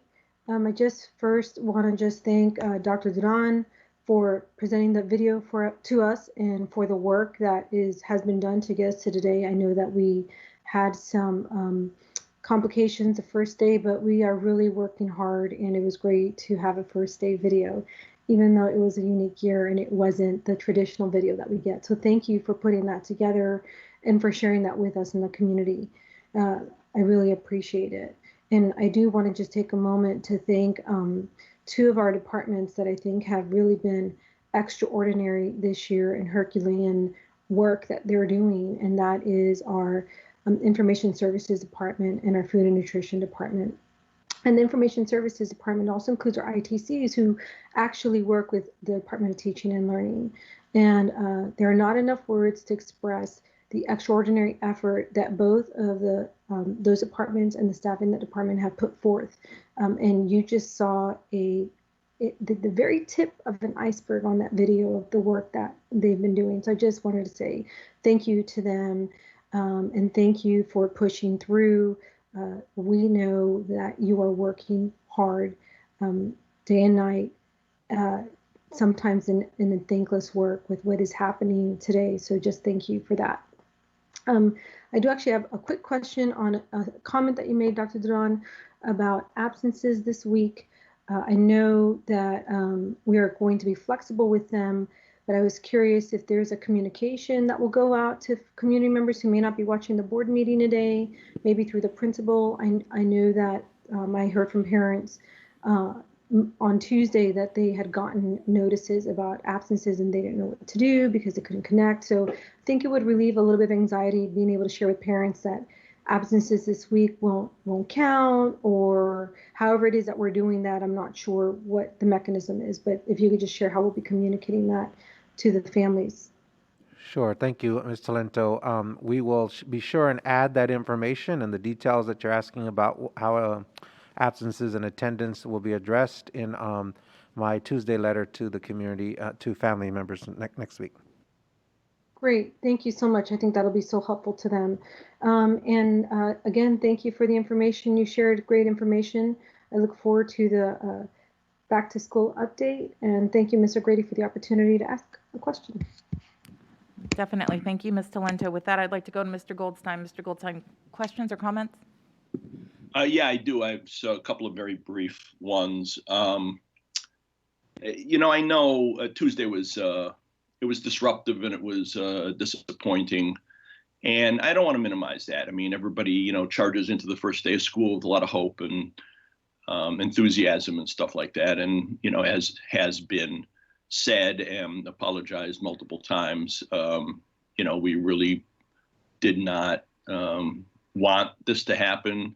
However, I really am impressed with the way that we've pivoted and repaired the problems so that the responses we were getting on Wednesday and Thursday, were much, much, much closer to a normal first week of school in terms of successes and things like that. So we're in an unusual situation. These things happen. I don't want to soft pedal it excessively, but I also don't want to dwell on it excessively. I do have a question. I want to beat this one hard because there have been changes just recently about food distribution. So I want to ask Dr. Duran to go over again that, and please correct me if I'm wrong, every student through 18 are eligible for free meals. It does not matter. There's no other eligibility necessary except that you're a student between the ages of 2 and 18. That is correct. And that will be true at least for now, according to the USDA, through December 31st. Yep. I also want to check to see if, and I know you said this in your remarks, students can come and pick up their own meals, or parents can come and pick up meals for students. If parents come, do they need any identification? Do they need the child's student ID number? Is there any administrative, hurdle or something that's going to, create a speed bump there? So you're correct. It's any children that are students ages 2 to 18, and no identification is needed for students or family while we're in this waiver that the U.S. Department of Agriculture has allowed through December 31st. Okay, I just want to make sure everybody gets that message because I think at our last meeting, we were still under the old USDA plan, which was, students would have to pay depending on their eligibility, pay for lunch or something, but that's been waived just very recently. And so every child between the ages of 2 and 18 who are APS students are eligible for free meals through December 31st. Yes, that's correct. At our last meeting, it was not that case because we just received that information and confirmation last Thursday that that's what we could do. So that was only a week ago we received that, and our last meeting was 2 weeks ago. So my last presentation about this had different information. So you are correct that now 2 to 18, any student can receive meals free. Great. And also that we've now expanded to 21 school sites where we have grab-and-go meals and 10 mobile delivery locations. And we saw a little bit of that in the video, which, by the way, was excellent. Thank you very much. Yes. So just wanted to highlight those points about the food distribution, and that's all I have. Thank you. Thank you, Mr. Goldstein. Thank you, Mr. Goldstein. I'd like to turn to our Vice Chair, Dr. Cannon. Dr. Cannon, and questions or comments for the superintendent? Thank you, Ms. O'Grady. I just want to confirm quickly where we are on the agenda or what topics we're covering, because we just did the first day, but I think you have another presentation, Dr. Duran, coming up. So should I stick with, for example, is connectivity with the internet part of what we should talk about now? Or do you want to wait till the next? In the monitoring report, maybe that's a better place to ask. I did indicate it here because of what happened on the first day related to the connectivity challenges that we had that day. So I wanted to provide that information here, but there is other information there that you can ask about at that time. Okay, so this is sort of celebration of the first day and the great work of our staff, and all of which does deserve a moment of just acknowledging. And great video. Thank you to our AETV staff, of course, for that. And but Dr. Duran, seriously, thank you for this whole phase. I mean, you could even see in the video how organized. While we had fewer in-person things than usual, everyone's organized, enthusiastic. So much work has been done, and you've been overseeing that over the course of the summer. We did run into the first day, which we'll talk about in the next item. But you took responsibility for, what happened. You were the model of grace under pressure throughout that, and you've continued to be very supportive of our entire staff. And so I really want to thank you for that work. And again, we'll talk about that in a little more detail. And just want to say that even, we of course got a lot of email, phone calls, social media messages and such over the last couple of days. And this community, I've never heard this community praise so highly our teachers and staff as they have this week. I mean, there has really been tremendous work by our teachers welcoming those students, again, being exercising grace under pressure and really doing a great job. So excellent effort by so many, and look forward to digging into some of the issues in the next item. Thank you, Dr. Cannon, and thank you for that. Thanks, but I want to make sure that I don't receive that by myself, because that was definitely an effort by so many staff to make sure that that first day happened. And the work groups that we had that were established before I even started here as superintendent that continued to work on this as it related to also then our work with the task force. There's so many others that I have to thank, and I did in my opening, but I just want to, in your thanks to me, thank them as well. Thank you both. I do see that Ms. Talento has her hand raised. Ms. Talento, did you have one other comment that you wanted to add before we move on? Yes, I did, and I know that we have a bigger agenda, but I realized after Mr. Goldstein mentioned the food distribution, we have an AOVP slide. And last year, our AOVP included our free and reduced lunch applications process. So I'm not sure if it's in the parent view section to fill that out, but I think it's important that we reiterate that your free and reduced eligibility expires, I believe, October 15th. And even though we're providing food for students through December 31st without that needed requirement, that is something that I think families should be aware of, that they need to fill out anyway, in case they provide a second round of PEBT cards. And if in January that waiver does not renew, they are automatically eligible to apply in January. So if that is correct, I just want to make sure that we continue to share that information and make sure that our families are informed that even though they don't need it to get lunches now, they still should apply because their last year's eligibility does expire. I think it's October 15th. So if we could just cover that, Dr. Dudon, in future updates, that would be great. And if I can confirm that I'm correct. Absolutely. We still want to encourage our family members to complete that application. And so we have begun to message that, and we'll continue to message that. It is still important that we have that. Yes, we're fortunate to have the waiver. We don't need it right now, but there are other reasons and data points where we need that information that's helpful. And so we will continue to make sure that we get that information out. And I'll also have that as a part of my continual messages. So thank you for that. Thank you. Thank you. And I know that in some of the conversations I was having with community members, it was unclear whether that's part of our verification process or if they now have to go to a separate website. So just providing clarity as we continue to move forward in our year, I think, would be really helpful. And thanks again. Absolutely. We'll make sure we provide that clarity.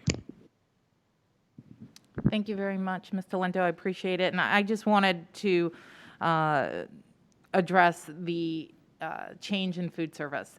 I am so happy to see that we not only have expanded from 9 sites to 21 sites, but in addition to that, we're driving to sites where people in our community can benefit from the food distribution close to their homes. I know that our PTA leaders in several schools helped to do that over the summer, and I'm so happy to see that our staff has been able to expand distribution so that food is not an additional concern and issue during the COVID environment. And I also want to, as I've reiterated, I just want to reiterate how impressed and thankful we are for our staff. It was very clear in the video that so many people worked so hard to get the school year ready for our students.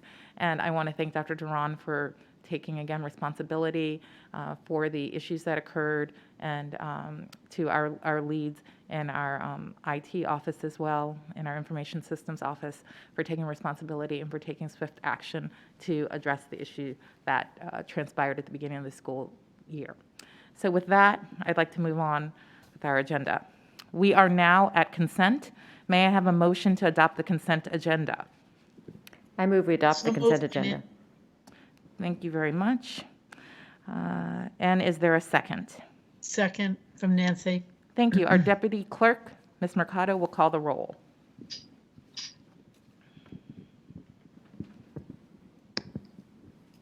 All in favor, please say yes. All those opposed, say no. Mr. Goldstein? Yes. Dr. Cananan? Yes. Mr. Brady? Yes. Ms. Talento? Yes. Ms. Van Doren? Yes. Motion passes 5-0.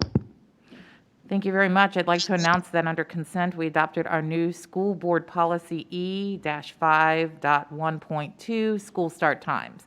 I'm also pleased to announce that we appointed Valerie Smith to the Budget Advisory Council. We have one monitoring item tonight, the school year 2020-2021 update. Dr. Duran. Thank you, Chair O'Grady. I'm excited to always share these updates and all the work that's been going on, as I said earlier, by our work groups, our staff, our teachers, our principals who are leading this work.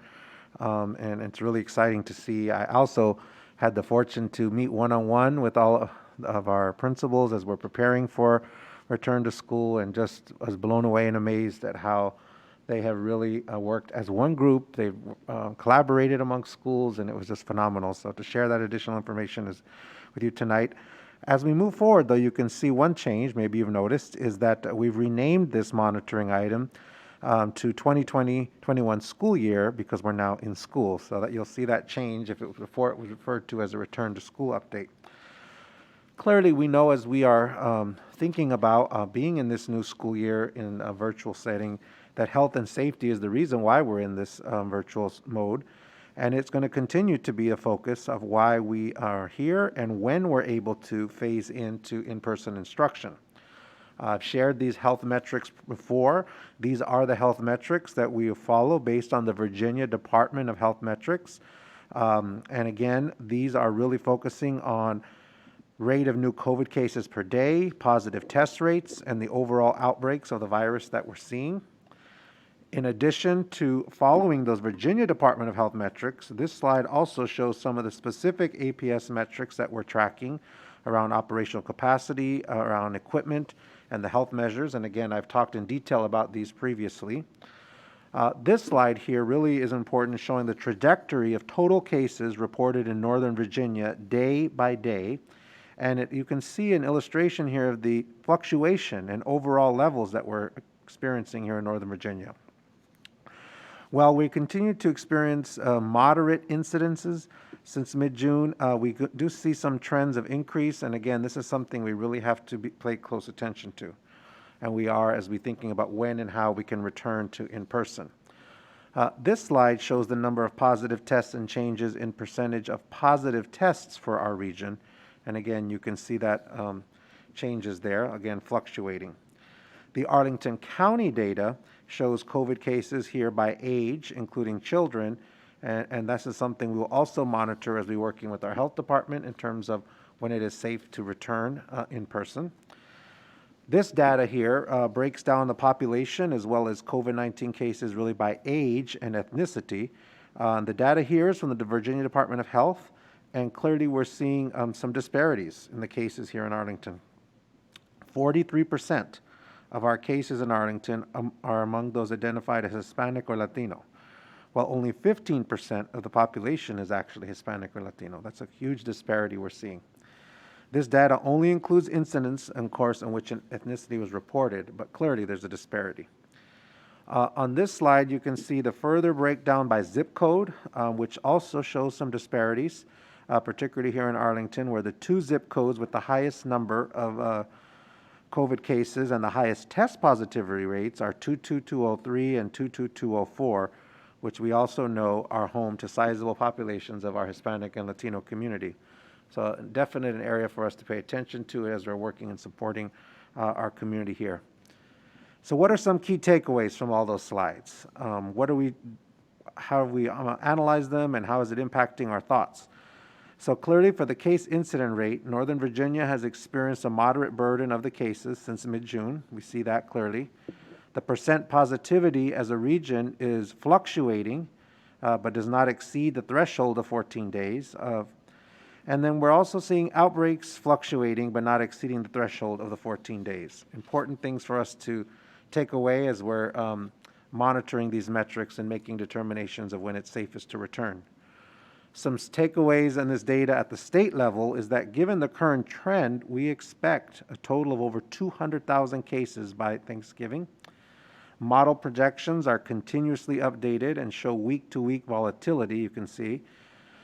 And growth in cases has plateaued overall in Virginia. However, 2 of the health districts are currently in a trajectory of surging, and additional 8 are showing slow growth.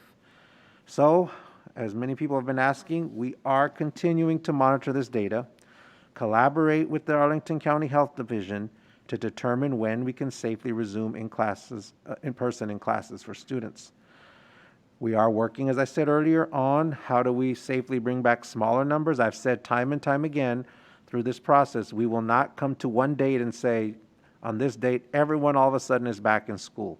We are going to phase in based on this data when we can, starting with students with disabilities and our young learners, pre-K to 3. But again, in order for us to do that, I have to keep saying this as much as I can when I'm able to publicly, that we need to make sure everyone's doing their part to social distance, follow health guidelines, wear a mask. Even as I was traveling around, and every time I'm driving around, I look and see large groups of people on sidewalks and parks not wearing masks. Please make sure we're doing all we can.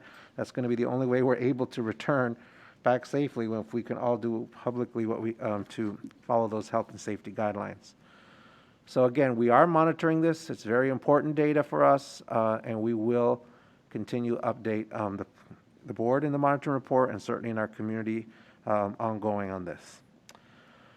Thinking about our task force, we wrapped up our work of the Return to School Task Force. Again, we have a smaller working group on our students with disabilities and some others that will continue to give us feedback, but the large Return to School Task Force concluded on August 31st. They did a phenomenal job of giving us some great feedback, giving us some questions, wonderings about areas that were missing and some of the things we were planning, and so definitely want to thank them. Take a moment also to highlight the work that they have done. Again, they really helped shape and improve our plans. We held 12 meetings total over the summer, beginning in June. We had 45 members, including a cross-section of experts, stakeholders, all aspects of the APS community, representation from our advisory groups, students, parents, staff, teachers, principals, and also working closely with us as we partnered in sharing our thinking and our best thinking from our work groups. They asked a lot of tough questions on many topics, from health instruction and safety measures, childcare, food services.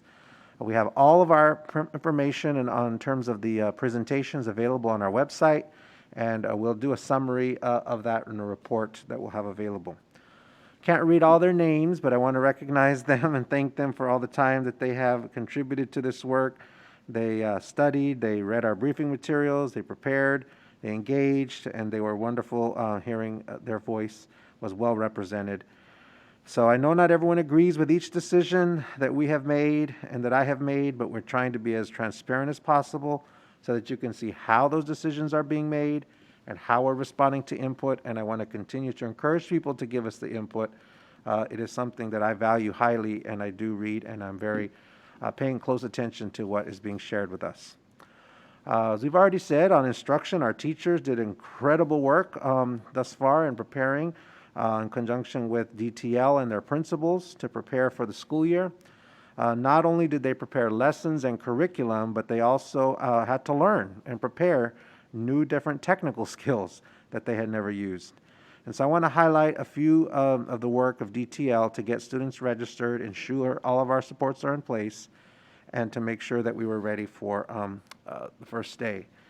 So with registration, we've had a lot of questions about this. I thought it would bear repeating that for the past few months, for safety reasons, obviously, families have not been able to register students in person. It was only online. And we learned that this was a challenge, so we made some adjustments, and we now have the ability for families to drop off their registration paperwork in person at all schools or our Welcome Center. And I want to remind this because as I showed in my announcements, we do see right now that the registrations are a little lower, and we see some slowly coming in. But if you're not able to register online, or you know someone that's not, please encourage them to do that in person. Registrars are available 2 to 3 days a week. You need to contact the school to make an appointment, and staff will review all the documentation you need over the phone so that you don't have to go several times. And we're asking to limit the number of people who come to do that in person. As of September 9th, we have 2,504 completed registrations, and some are still in process. That's 500 new registrants, and we began offering in-person registration at the time of the last update. So people are taking advantage of it. We hope others will as well. I have been sending out weekly messages, as you know, to staff and to the community, but also DTL, the Department of Teaching and Learning, is now sending a bi-weekly message with specific information on strategies for students with disabilities, our English learners, and our gifted students. These will go out as a school talk to the entire community each week, and we want to make sure that our community knows about this. The next message will be sent on the 21st. We had one that just went out. For special ed, we'll have guidance information, considerations for IEP teams, recovery services, student support processes, and all their FAQs that parents might have. The Office of Special Education has also established the work group to bring the small group of students back, as I referred to earlier, and so we'll provide more information in this message. Thinking about English learners, what are some strategies to support them? Gifted students who are new to APS and those who might be eligible, how do they become eligible? So a lot of good information that I encourage our family and our communities to look at on a bi-weekly message coming specifically from the Department of Teaching and Learning. We have posted all of our distance learning guides for reference as an additional support for our families on our website. I've mentioned that these were coming in previous monitoring reports. They're now posted.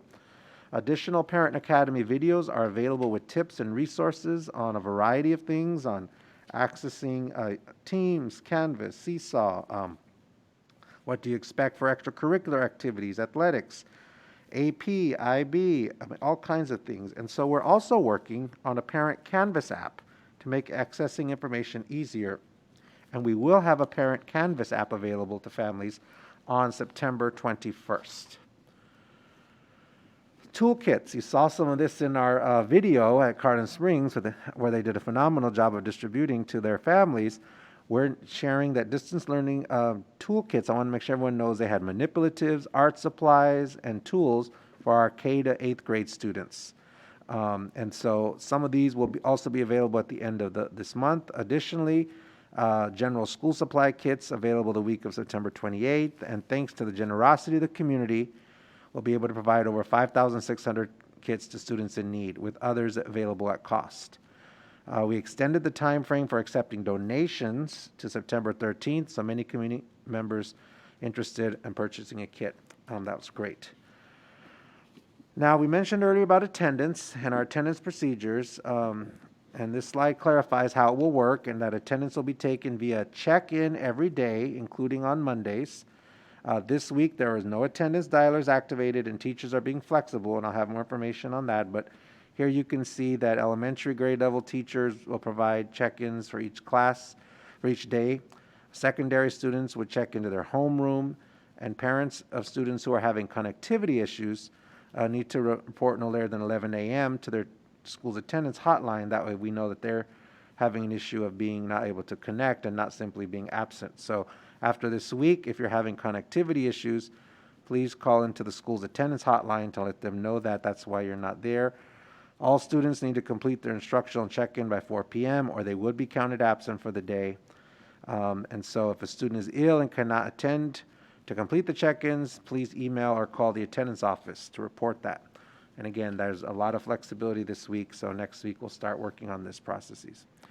Just a reminder, we are focusing on social emotional supports, and here are a variety of things. I won't read through these, I've talked about them before, but how at each level we're making sure that we provide social emotional support for students in a very important way through their lessons and through engagement with staff.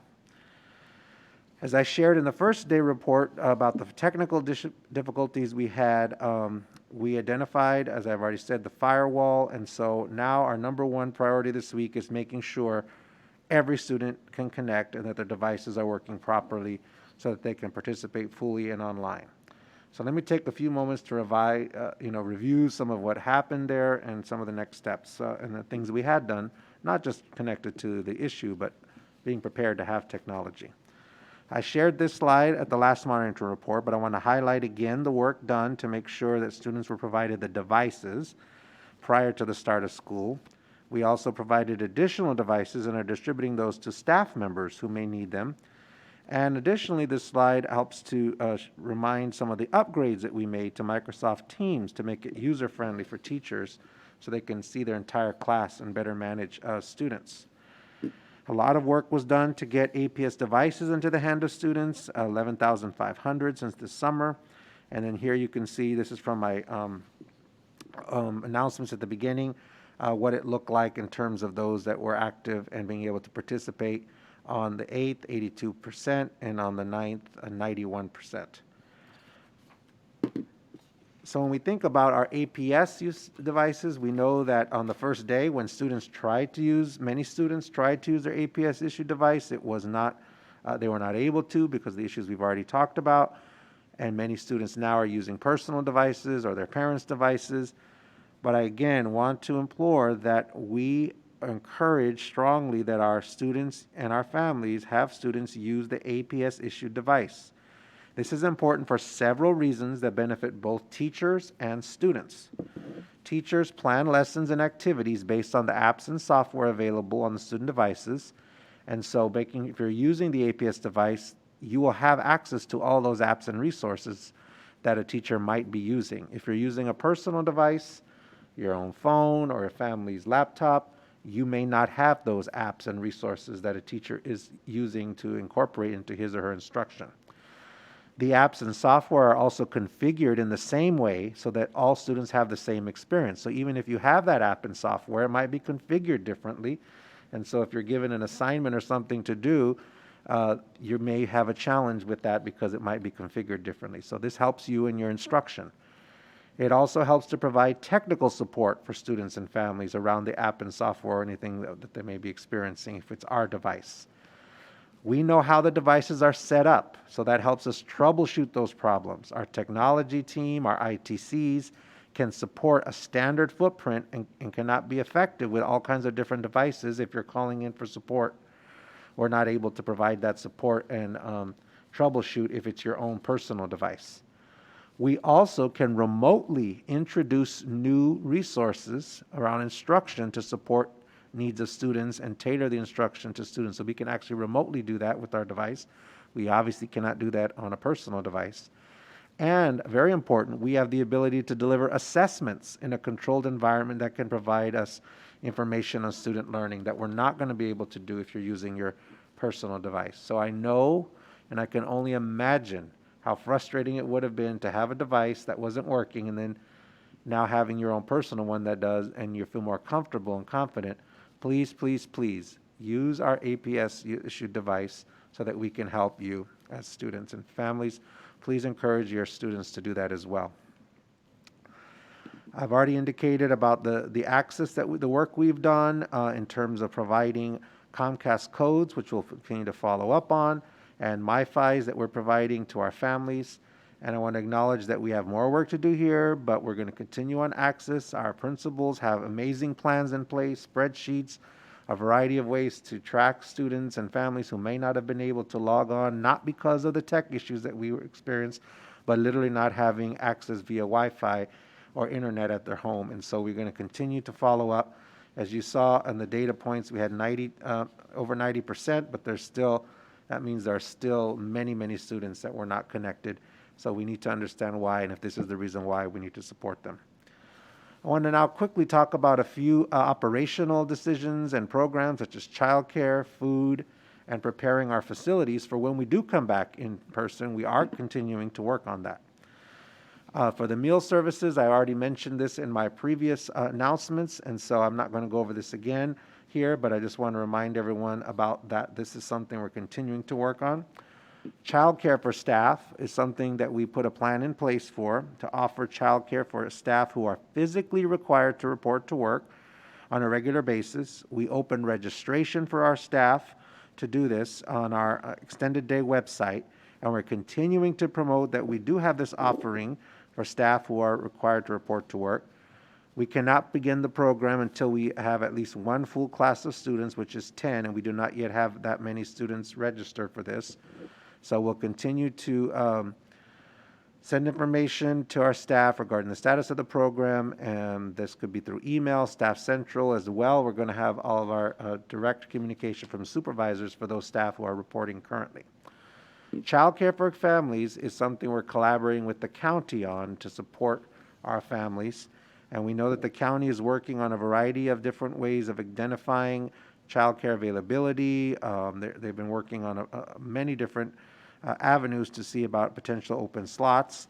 We are also working with them on seeing how we might be able to provide something similar to what we've done with our staff members for families who are essential workers who can qualify and would need an available space. So more information will be coming on that as we're finalizing some of those plans with the county. A major issue in question, and it was actually our final task force topic, was on the next steps we're taking to prepare when we open in any hybrid form. And so specifically, cleaning procedures and good air quality in our classrooms and maintaining healthy environments is critical. And so we are following and implementing the CDC, the Centers for Disease Control's guidelines for the strategies for cleaning, disinfection, air quality, ventilation, and water systems. We will be providing enhanced cleaning and disinfecting to mitigate the transmission, and we have a variety of plans that we shared and will continue to work on. This is something that must be put in place. It's part of what we talked about, a consideration for when we come back in person, and making sure that we have all the proper disinfecting wipes and equipment and materials that are needed to do this, and the staffing is going to be so important, and it is something that we are working on. Air quality, so that's the cleaning aspect. Air quality and ventilation is critical. It's a major issue that we're investigating. It's a significant topic you may have heard at the national level. Certainly we are concerned about it here. And the ventilation in schools having that increased ventilation is a risk mitigation strategy for when and how we can open up in a hybrid setting. We must have proper ventilation in order to mitigate the transmission. And so we are working to evaluate and improve our air quality systems. And that's really important. We have 38 facilities with complex HVAC systems, and we have to make sure that we check and are ensuring that we're not going to have a ventilation system that's going to cause a potential issue for us. We're taking a number of steps and working with an outside consultant currently to make sure that we have those systems operating properly and that we are meeting the needs of air circulation based on our proposed occupancy and what that would look like, the number of staff and students that would be using each space. And we're going to increase ventilation rates where possible without adversely affecting operations. We're going to operate two air systems 2 hours minimum before and after each school day. All classrooms, including interior classrooms, have outside air ventilation according to the code. Windows on school buses will be open or left cracked year-round for fresh ventilation while transporting students.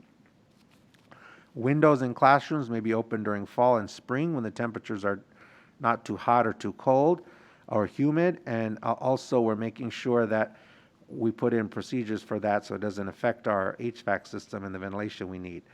So we're going to continue to take the following steps prior to saying that we can come back in person. We're going to verify our air systems operating and identify any repairs and maintenance required. Complete all outstanding HVAC preventative maintenance and repairs. Complete filter changes at every school and identify and address any building control issues and make those corrective actions. There's a lot more information on our website that I referred to earlier about the Return to School Task Force that has more details on this if you're interested in knowing more about this. And we'll continue to have this as a part of our monitoring report as we work on this because this is critical. Now, another topic that's very important for us is our financial situation. We've been working hard, as you know, the last several meetings to summarize the costs that have been incurred during the closure due to COVID-19 and what the implication for that might be.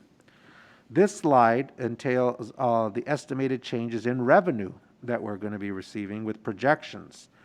We were fortunate to announce previously that the county is earmarking $7 million of CARES Act funding, so that's additional revenues coming in. Unfortunately, we also have state sales tax estimates showing that we would be receiving a loss of $3.6 million. We still, though, do not know key indicators of any changes in the county or state revenue, and those are significant factors in our financial picture. But in terms of local revenue, losses from extended day, aquatics, and other areas are about $5.2 million. And the federal revenue changes, so with a total decrease of $0.63 million. So currently, and these numbers are going to change because as you can see, there are two big unknowns under the TBD. But right now, you can see a total decrease of revenue of $0.63. But when the county and the state revenue comes in, that could range anywhere 10, 15, $20 million as examples of additional loss in revenue, and that would put us in a much more difficult situation. It is vital that we stay vigilant as we move forward, as these figures are subject to change, and I will continue to make sure we have updates as they're known. The General Assembly is currently working on this in terms of any state changes we'll have, and we're in conversations with the county to determine at which point they'll know what our potential revenue changes might be. In terms of costs, clearly we've had costs related to the closure and the situation, and we are gathering this information regularly, as I've stated. So right now, total additional expenditures is $11.52 million. This has not changed since the last report I provided, and as you can see, there are a variety of health and safety, technology, instructional, mental health needs that are a part of that. So I'm not going to go in detail on this because that has not changed at this time, even though, again, this is based on current information and we may have additional costs that we'll be providing in future reports. Here you see some projected savings, and we are looking at how we can save, and since we're in a virtual setting, there may be some savings, and we have things as salary, benefits, utilities. These figures have changed slightly since our last report, up from 6.8 to now 7.7 million. So it's some additional savings we've been able to identify. So when you think about all that, how do you put it all together? With all these revenue, costs, and savings projections, this slide shows the total shortfall based on, again, the current info we have. And I want to stress that again because the revenue projections is not really complete at this time with two major areas. But based on what we know right now, what you can see is that we have a $5.08 million shortfall for the current information that we have. Any changes from these estimates will be updated because we'll see many changes that occur, and so we'll make sure to continue to provide that information to you and to the community. Very important in this time that we continue to make sure that we're keeping everyone informed and that our decisions and our actions are understood, that families and our teachers and our staff members all know what's happening in multiple languages and in multiple ways. So in order to do that, we're going to continue to make sure that we have, want to encourage everyone to make sure that they know about our distance learning guides for parents in the handbook, which has been published now. It has important information on expectations, attendance, instruction, etc. That's going to continue to be there, and if there's any revisions needed, we'll make sure to do that. As I indicated earlier, the Parent Academy resources are really critical. I'll continue to do monitoring reports at board meetings. Now they'll be called the 2020 School Year Monitoring Report. I will continue to provide weekly messages in writing or as a video that I've done a few of those. And as mentioned, Department of Teaching Learning will continue their bi-weekly messages for students and specialized services. And School and Community Relations will be resuming the weekly Friday Roundup newsletter called the Friday 5 beginning next week. We also have reminders going out in text, voicemail, video, English and Spanish, and we will be holding some town hall events as major changes, such as the decision to begin to gradually return in person occur. And so that's coming up forward. And with that, I conclude the monitoring report. I thank you, Chair O'Grady, for this, and I look forward to any questions you may have. Thank you very much, Dr. Duran, for that report. We appreciate it. I'd like to see if we have any questions or comments, and I'd like to start with Ms. Talento. Ms. Talento. Thank you, Chair O'Grady. Thank you, Dr. Duran, for the update. I always appreciate the amount of information you provide us. It's very much, and I appreciate that. I did have a question. I'm processing all the information, so I'm trying to formulate the question as I'm processing all that and make sure to miss anything. As we are moving through, as we're starting school and trying to understand, and I know that as we were preparing, we asked some of these questions, but I don't know if we had confirmation. I'm curious, are students able to access any of the are we recording our lessons and are students able to access them? And I know that we received a letter from the CCPTA with concerns about FERPA, but I also know that a state superintendent's memo came last spring about FERPA and virtual learning, and I know that they covered some of this. So I know we won't get into that discussion today, but I'm just curious because we do have working parents. Many of them are frontline workers. They're not able to be home with their children. There are children at home alone learning virtually. And I'm curious if you could provide some information on how students who missed class on Monday, or if you're in a situation where you're not able to support your child during the day, will they have access to recordings of any lessons in the evening? Sure, and I'm going to ask Assistant Superintendent Ms. Loft to provide some details on the guidance and the work that's being done around a recording of lessons, and her office has been working on that, so she can provide some more details. Thank you. Sure, so we have included information in our elementary and secondary guidance documents for staff, and much of this information is also included in our elementary and secondary parents' distance learning handbooks. We are encouraging teachers to record when they introduce new content. The best way that we're saying, the most effective way, is that teachers are recording themselves delivering a mini message, a mini lesson when they introduce new content. That way, that only captures the teacher. Sometimes, though, it's organic in a classroom discussion that new content is presented. And at that point, we have really reminded teachers of their responsibility to ensure that they are not capturing any students' personally identifiable information in the recording for FERPA guidelines. So we've emphasized that, just as you pointed out, students may be absent. They may want to go back and review key concepts. This is particularly helpful for our L and our students with disabilities. And so we do want to make sure that there is another way for students to access content that they may have missed. We are taking steps to make these recordings accessible only to the students in that particular class.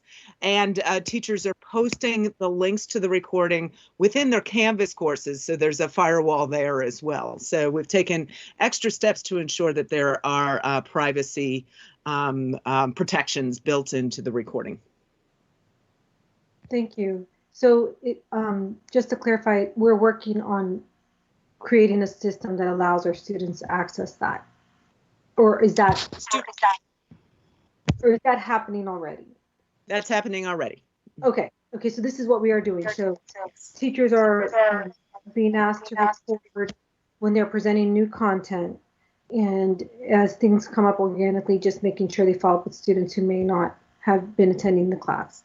Absolutely. And then we're following the FERPA guidelines that we've been provided by the state in ensuring that it's accessible to students only in that classroom, and other guidelines that they provided. But I just want to confirm that that's what I heard, and that's what we're doing. Yep. Okay, yep. Thank you, Ms. Law. I really appreciate that. I know that'll be a great help to, yes, our Ls and our students with disabilities, and a lot of our families who may not be able to support their child at home because they're working. So thank you for that. And then my next question, Mr. Grady, I'm assuming we're still doing 2 per round? Yes, please. And if you have additional, just let me know and we'll come back around. Thank you. My next question, I actually forgot. So I'm just going to let one of my colleagues go next, and I'll just raise my hand or let you know if I have another question. Thank you. Thank you very much. Raising your virtual hand works very well in this situation. So we do appreciate that. Mr. Goldstein, I understand, does not have any questions at this time. So I'm going to move to Ms. Van Dorn. Ms. Van Dorn, your opportunity to ask 2 questions or have a comment. Thank you very much. I am just wondering when we expect to have the keyboards for the middle schoolers. I know they were on delay. When do we expect to have those? Raj, Assistant Superintendent Raj, can you please answer that? Yeah, good evening, Ms. Van Doren. We actually have received the keypads for the 6th graders, and we have actually in the process of moving them or shipping them back to the schools. We're working with the schools to have them distributed. They will start distribution as early as Monday. Okay, what about the 7th and 8th graders? We will, right now, we are actually in the process of procuring the 7th and 8th ones. Right now, there is a huge backup of the market right now. There's the shortage in the inventory right now. So we are working with various options, and we will actually be procuring them as soon as we can. And we will ship them to the students through the schools as we are doing with the 6th graders. Okay, but no ETA, no time, we can't anticipate now? We have not been able to pinpoint a particular timeline because of the specific device that we think is very effective and the timeline that we would want that to be available. Okay. So we'll provide that as soon as I get that information, and I'll send it through a Friday letter. Okay, I just know that the middle schoolers, it's been a much anticipated arrival because they really would like to have them. And thank you for all the work you all are doing. Appreciate it. Thank you. My second question is, Dr. Duran, I've been asked if we anticipate that we might provide books and to students to give them some relief from screen time, like if they're reading literature books or have textbooks like history text, whatever they might be using in normal situation. Are we going to be doing that at all, or are we not going to be distributing books? Assistant Superintendent Ms. Loft, can you respond to that in terms of the work on books and additional materials? I know your team has worked on kits and a variety of things. Thank you. Sure. So for our secondary English classes, students will be reading novels, and they will have the opportunity to do pretty regular novel pickups from schools. For our elementary students, I know that our librarians are working on providing opportunities to sort of check out books and return them as well. And that's supplemented by the toolkits that students from K to 8 that have different math manipulatives and science manipulatives and other sort of non-screen materials that they'll be using to supplement their learning. Okay, so to the extent we can, we'll be trying to deliver books. Yep. Okay, thank you. That's it for me. Thank you very much, Ms. Van Dorn. We appreciate it. Dr. Cannon, and questions or comments? Yes, thank you. So as I indicated earlier, I wanted to start with the connectivity issue. I have a few topics I want to get to, but Dr. Duran, again, your presentations really, I think, demonstrated that you have heard the feedback. We were all getting a lot of email and phone calls this week, and it's clear that you addressed a number of the things you've been hearing from the community in that presentation, and again, I appreciate your responsiveness with that. So you also, in I think the first presentation, mentioned accountability and you mentioned trust, and I want to just ask you a little bit about that. We really did only have one shot to do the first day, and it didn't go as it was intended. And we won't get a chance to demonstrate to the community that we could have done it, because hopefully there will never be another all virtual start during a pandemic, and we really won't have that chance. But I do think that the community and the board are going to want to learn a little bit more. Now, none of us are technicians, so when we hear there was a firewall problem, we sort of know those kinds of things, and we say, yes, that sounds like it basically makes sense.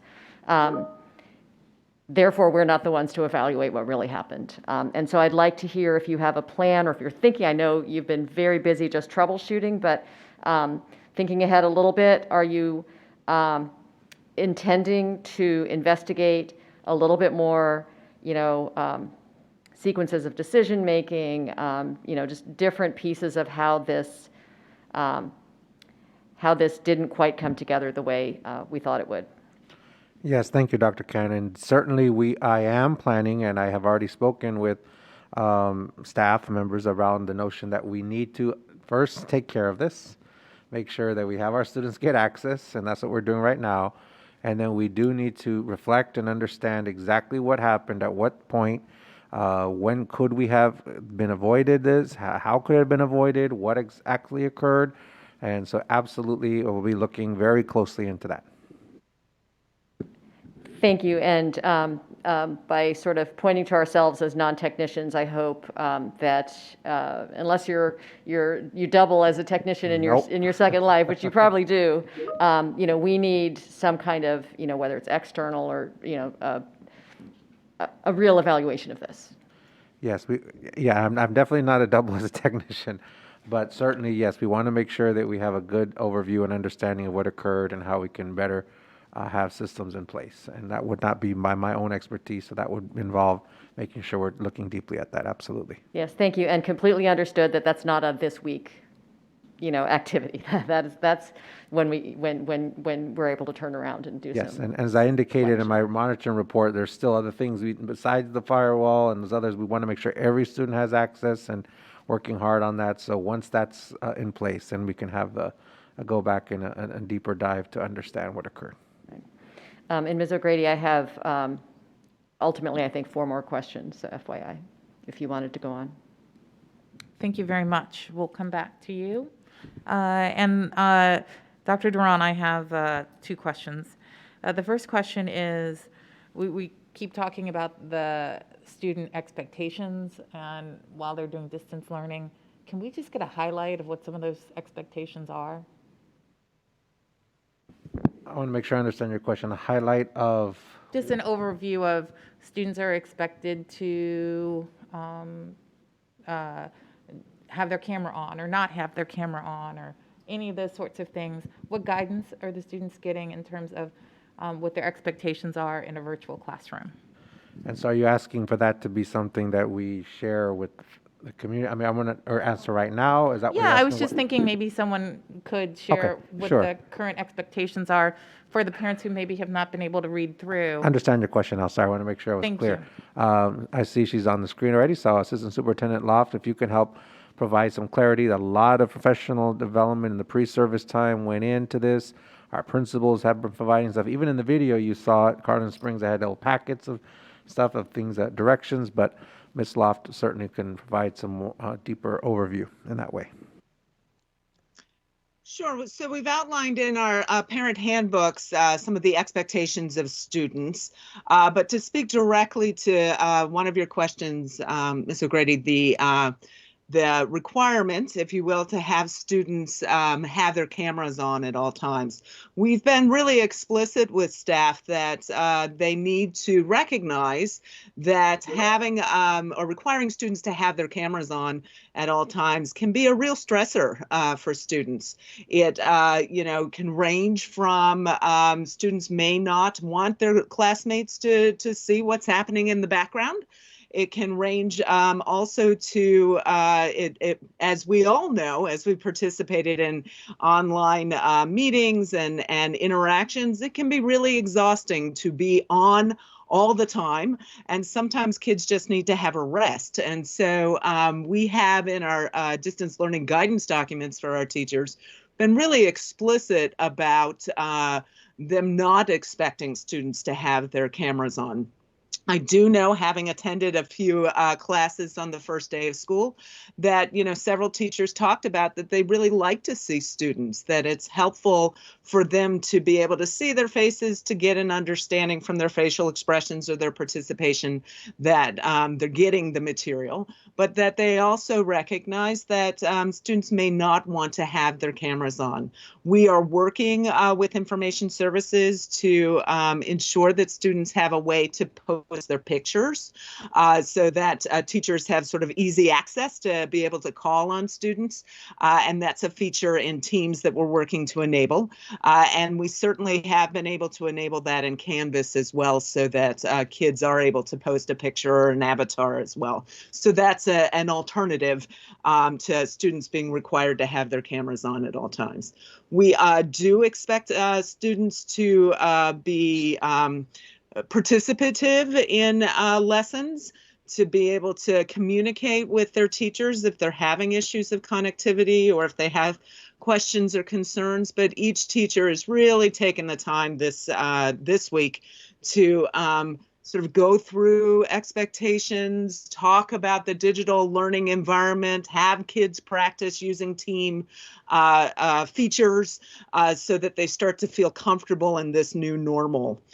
So if parents are interested in more sort of specific expectations of students' engagement, they can take a look at the parent handbooks that are posted online. Thank you very much, Ms. Loft. That was very helpful. I do appreciate that. And I did notice in one of the classrooms that I was able to join over the last few days, the teacher, for some of our younger students, actually had visuals that said mute and unmute, and had pictures as well, so the students would know when to do that. And I thought that was incredibly clever, and I was very appreciative of that. So I do know that the teachers are working very hard to engage their students and make sure, even if they're not reading, they can understand and they can have visual cues as well.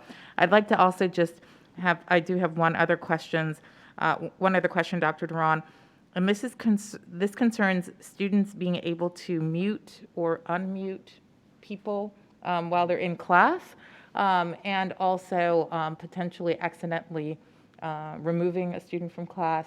It seems as though I've seen some confusion over whether or not students have the ability to be able to do that, and wanted to get some insight. Thank you. And Assistant Superintendent Adusamili, can you respond to that? I know you've been looking into that. And again, This is some of the other technical things we were talking about. We still need to get ironed out, per my answer to Dr. Cannon earlier. Good evening, Ms. O'Grady. There are multiple ways that a meeting can actually be scheduled.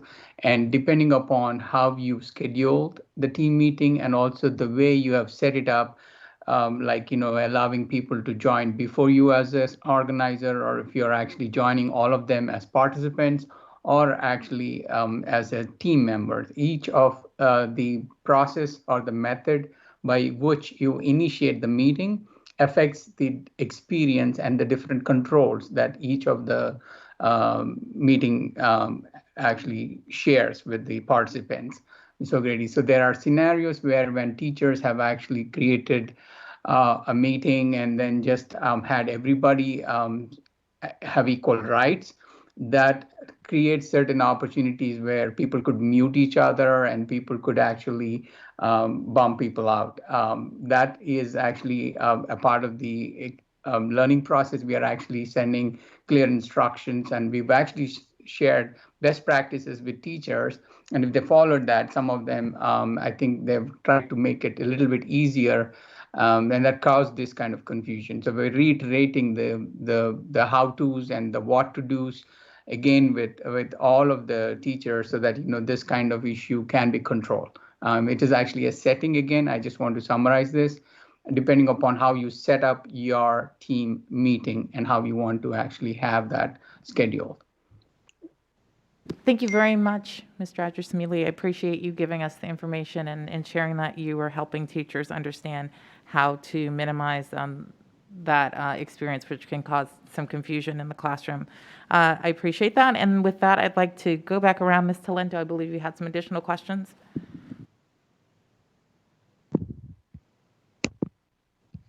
Thank you, Chair O'Grady. I do.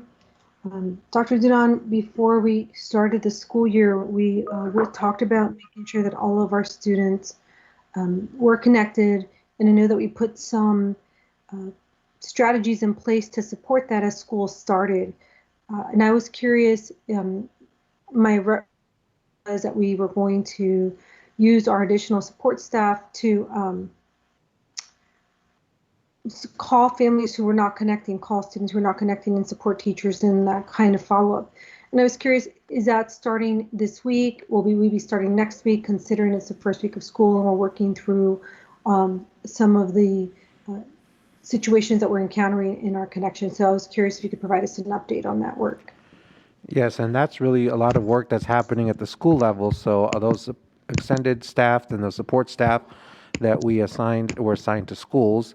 As mentioned earlier in a comment, I believe principals have identified that have set up actually spreadsheets and other ways to identify students who have not yet logged on and reaching out to them. I know many of them, in meeting with principals, started looking at that access issue before school even started and calling families and checking in. And then that is continuing now this week, and it will continue next week as we continue to see families that are not logging on, or students that are not logging on, reaching out to their families. I am frozen. I'm not sure what is happening. We can hear you, but you are frozen. Now you're unfrozen. Can you hear me, Ms. Talento?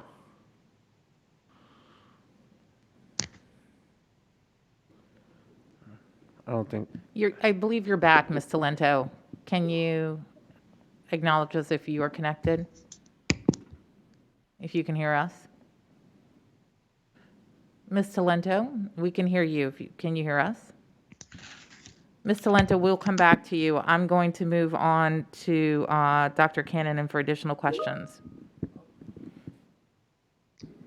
Thank you, Ms. O'Grady. Just so that you know, it froze on our end here on this platform. Okay. So, if Dr. Dudon, I think it's important for the community to hear the answer as well, and I can just submit it as a follow-up for the sake of my colleagues' time and our time. But thank you for the answer, because I think you answered the question, and we just didn't hear it on this end, as far as I can tell, or some of us on who are participating via Teams. Okay. So if that's okay, can I just submit that as a follow-up question and get a written response as well? You can do that, and just real briefly, I will simply say that each school is doing this right now. They are working on this. They are utilizing support staff and not just those staff, but all their staff. Principals have come up with really, really robust ways of reaching out to their families and communities, and they began that even prior to this week, and they will continue to do that as they see students who are not logging into classes.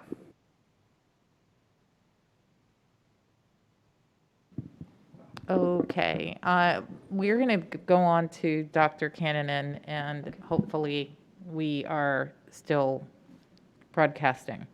Dr. Cannon, and then we will go back. We can go back to Ms. Talento if she has additional question following your question. Okay, thank you. Yeah, I have two more on technology, and then my other two questions are other topics. So I first want to ask about the help desk. I thought it was great that we got that set up. I know as a parent that kind of thing is always, a resource that we want to know is there.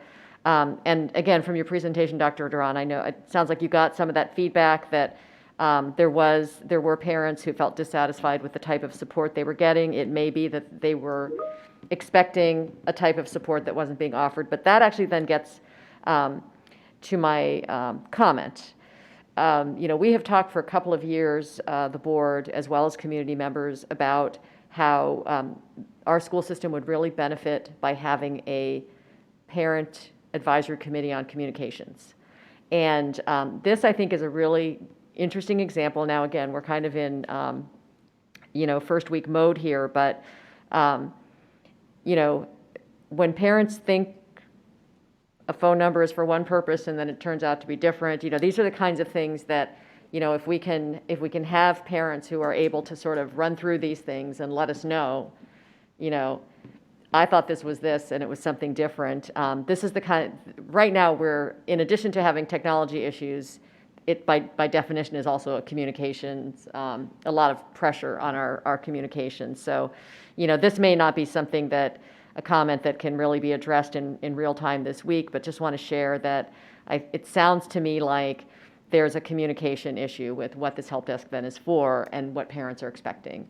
And, I know I did hear from parents who, were told by their school to call the help desk, and then the help desk goes back and tells you to call the school, and, you end up in one of those sort of circular nightmares. So it's seems like something that if we could address it in some way to get a little more information out about what parents can expect, that might be helpful. On top of course, the sooner we can get the kind of support parents need, the better. So I don't know if you have any feedback on that comment. No, I mean, certainly I think that having a communications advisory is always helpful, and I know that Catherine Ashby's looking at, our Assistant Superintendent Ashby's looking at some ways to do that. I think here there was a couple of challenges with the help desk. It was put up as a temporary measure. Normally you would think of a help desk as maybe having technicians perhaps there, but our technicians were not part of that. They were setting up our systems and devices. But this was a customer service more type help desk to provide some easy steps that people could do, but more so than to take that information, put it into a ticket for families so that the technicians could then follow up, because it was actually in response to during the summer where parents were saying, I'm calling and I'm not getting any answer. I'm leaving voicemail. I don't know if my voicemail is being heard. I'd like to speak to someone specifically. So this was put in as a measure to address that, not as a measure to put in where you're going to call someone and then immediately while you're on the phone, it's going to get solved. But rather than to know that your concern was potentially going to get answered by, if it was a simple question about, how do I do this or that, and there's some basic thing that can be provided, because the individuals at the end of the help desk line were not technicians, but maybe there was a simple question about something that could have occurred, but more so to provide the parents and community with a live person who could receive their concern, put it in. Those individuals were trained how to put a ticket in, and then that get addressed that way. So that was, I think to your point, maybe the communication of that could have been clearer, but that was what it was intended to be. And then that was all on top of when we had thousands of calls coming into that line, which crashed the line. Right. Yeah. So that was another frustration, that the line was literally not even available. So I think that's two takeaways from us clearly. Trying to respond to another concern that we heard over the summer and creating a situation that maybe doesn't necessarily meeting that need for others. Yeah. Okay. Well, that was my feedback on that, and I do appreciate your comments, and I think I understand better what the goal of that help desk was. And by the way, please keep that in mind, because I was remembering that on a normal first day or first week of school, what we would be getting most of this week are concerns about our buses. So that's always something that at the beginning of the year, we need extra help answering those phones. So, we might want to just take note of that. My other question was going to be about the question Ms. O'Grady asked, but I want to ask more about it. I also heard from parents who were concerned that there was this capability of muting teachers. And so I think what I heard Mr. Adsumili say is that the manager, the organizer, the person who's setting up the classroom meeting, has to set it up. And that makes sense to me because having used Teams a lot myself, I see that every now and then I have the capability of muting someone. So there are different ways of setting things up. But my concern now is, are we going to tell teachers that they all have to learn this set of steps? Or are we just going to have a system where teachers can't be muted? I mean, in other words, do we have to train every teacher in following a series of steps? And is that really the best way to make this happen? Or is there a more global way of addressing this? Mr. Adesumili, can you respond, please? Thank you. Oh, we cannot hear you. You might be on mute. Oh, I'm sorry. Actually, Thank I you. was on mute. I apologize for that. Dr. Cannon, I think there are two things here. We have created a very standard document and kind of training for all teachers to use as the two best methods of actually creating meetings. I think we've actually worked with Department of Teaching and Learning to standardize the structure of how these meetings could actually be done. And those two methods completely cover avoiding these kind of situations or giving that flexibility.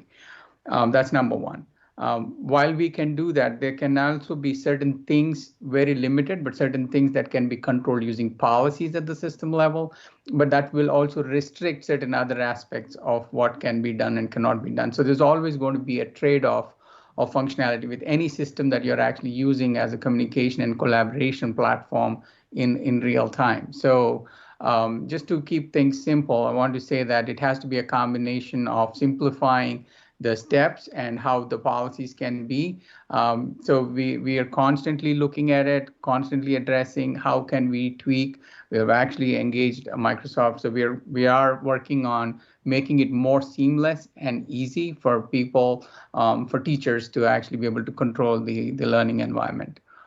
So right now, it's a combination of things they can control, but we are looking at also policies that we can actually help them enhance or ease that kind of control as well. Thank you. Thank you very much, Dr. Cannon. And I need to just recognize Mr. Goldstein for a comment. He has not had the opportunity to make comments as of yet. Mr. Goldstein. Yeah, thank you. I just wanted to say first to Dr. Duran, I appreciate the comprehensiveness of the monitoring report. I did not have questions on that. However, some of my colleagues have brought up some good points, and I did want to second the idea that Barbara brought up about an advisory group, communications advisory group. So that's my comment there. Thank you. Ms. Talento, I shared that I would come back to you if you had an additional question or so because of the connection issue. And before you do ask that, I would just like to say that if we need to take a 10-minute break to ensure that the connection issue is at full strength and capacity, I'd be willing to do a 10-minute recess to do that if necessary. So let's see how it goes this time. Go ahead, Ms. Talento. Thank you, Ms. O'Grady. I don't think I have any additional questions at this time.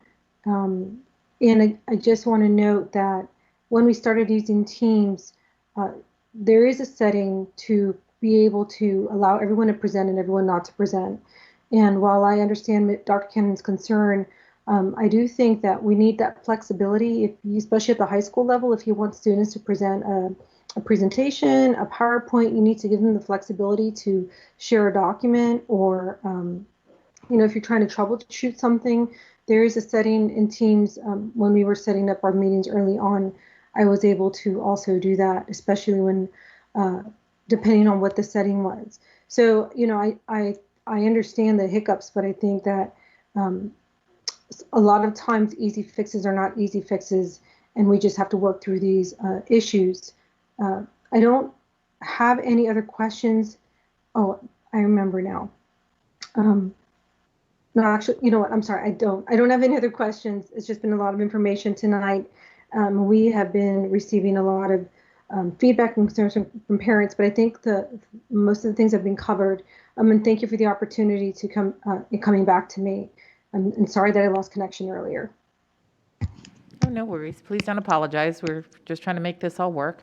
I'm going to go back to Dr. Cannon, and I believe you have questions, and this will be the Yes, final round unless I see virtual hands. Thank you. In the interest of time, I will actually only ask one of them, but I will just make a comment about the budget slides. Dr. Duran, I heard your speculation that we could, we haven't heard from the county yet, and, it could be pretty significant when we do hear it. And so I do believe it's the case that we are planning to have a joint work session with them. I think it's going to be extremely important that we get this information as soon as the county has information to share. We have to make sure the community knows what it is, and our staff, everyone needs to understand that if we have a budget difficulties ahead, we're all going to need to be aware of that and doing everything we can. So I know I think that that scheduling is forthcoming, and it's going to be very important. So then my last question is about early childhood and the students in those virtual classrooms. I think we heard at least one speaker. I think the feedback that I heard this week, once people got connected, there was, as I mentioned, a lot of folks very happy with the instruction, but I do think that the one group that struggled this week were the families with kindergartners and others who are in early childhood. It's just really, really hard for those kids to be working on screen like that with their teachers. And I think I read a number of emails talking about tears. So maybe it's not so much a question, but again, feedback from Ms. Loft. I think kindergarten teachers are going to have a lot to share with you about how it's going. And I hope that you all have the opportunity to discuss whether it's going well and what maybe needs to be thought about differently in terms of working with that age group, especially while we're still in this virtual mode.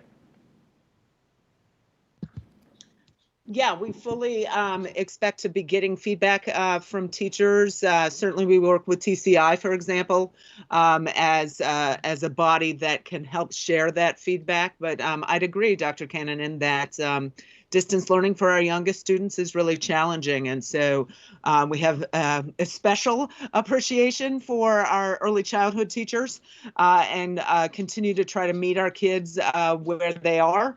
And we'll continue to work on adjusting those distance learning experiences for our youngest kids. And as we're planning to return to school via the hybrid model, we are looking at transitioning cohorts of students, and certainly our youngest students would be prioritized in those cohorts. Thank you. Thank you very much, Dr. Cannon, and I will just recognize myself and say that I appreciate you asking the question about how we're going to be determining who has priority for going back to school. And Dr. Duran, did you want to address that a little bit more? And then I have one last question. Well, again, right now, our priority we're working on in the work group is our students with disabilities that need one-on-one support, and that we're looking on how we could do that as quickly as possible. Actually, in our next monitoring report, we will, next school board meeting, have some details from what that work group has been working on. So we'll have more details on that group.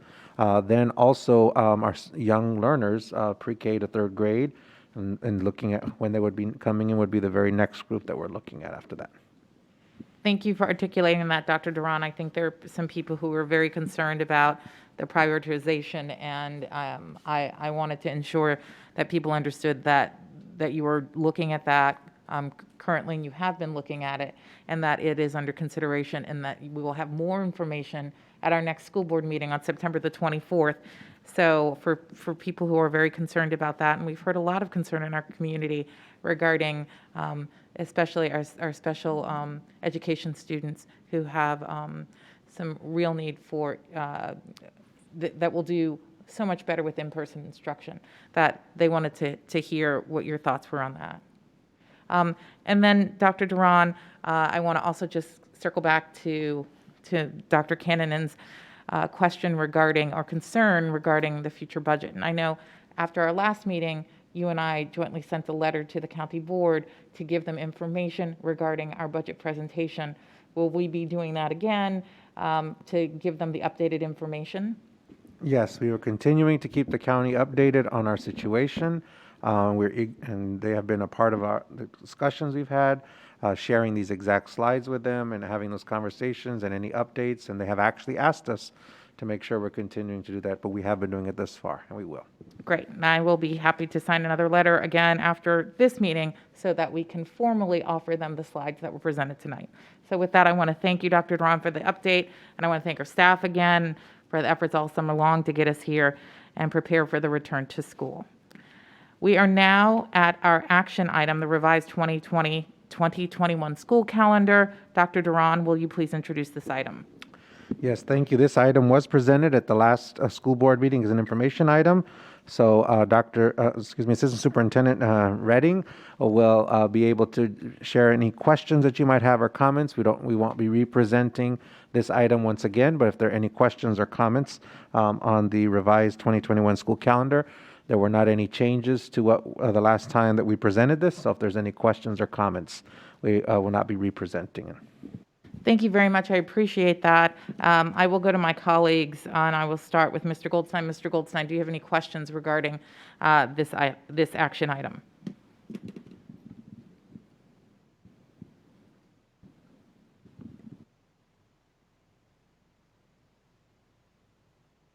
Sorry, I'm having trouble pushing the buttons here. No, I do not have questions on this action item. Thank you. Thank you very much. I'd then like to go to Ms. Van Dorn. Ms. Van Dorn, any questions regarding this? No. It looks like you do not have any questions, Ms. Van Dorn. I appreciate that. And then I'd like to go to Ms. Talento. Ms. Talento, do you have any questions regarding the early release Wednesday revisions for the school calendar? No questions, thank you.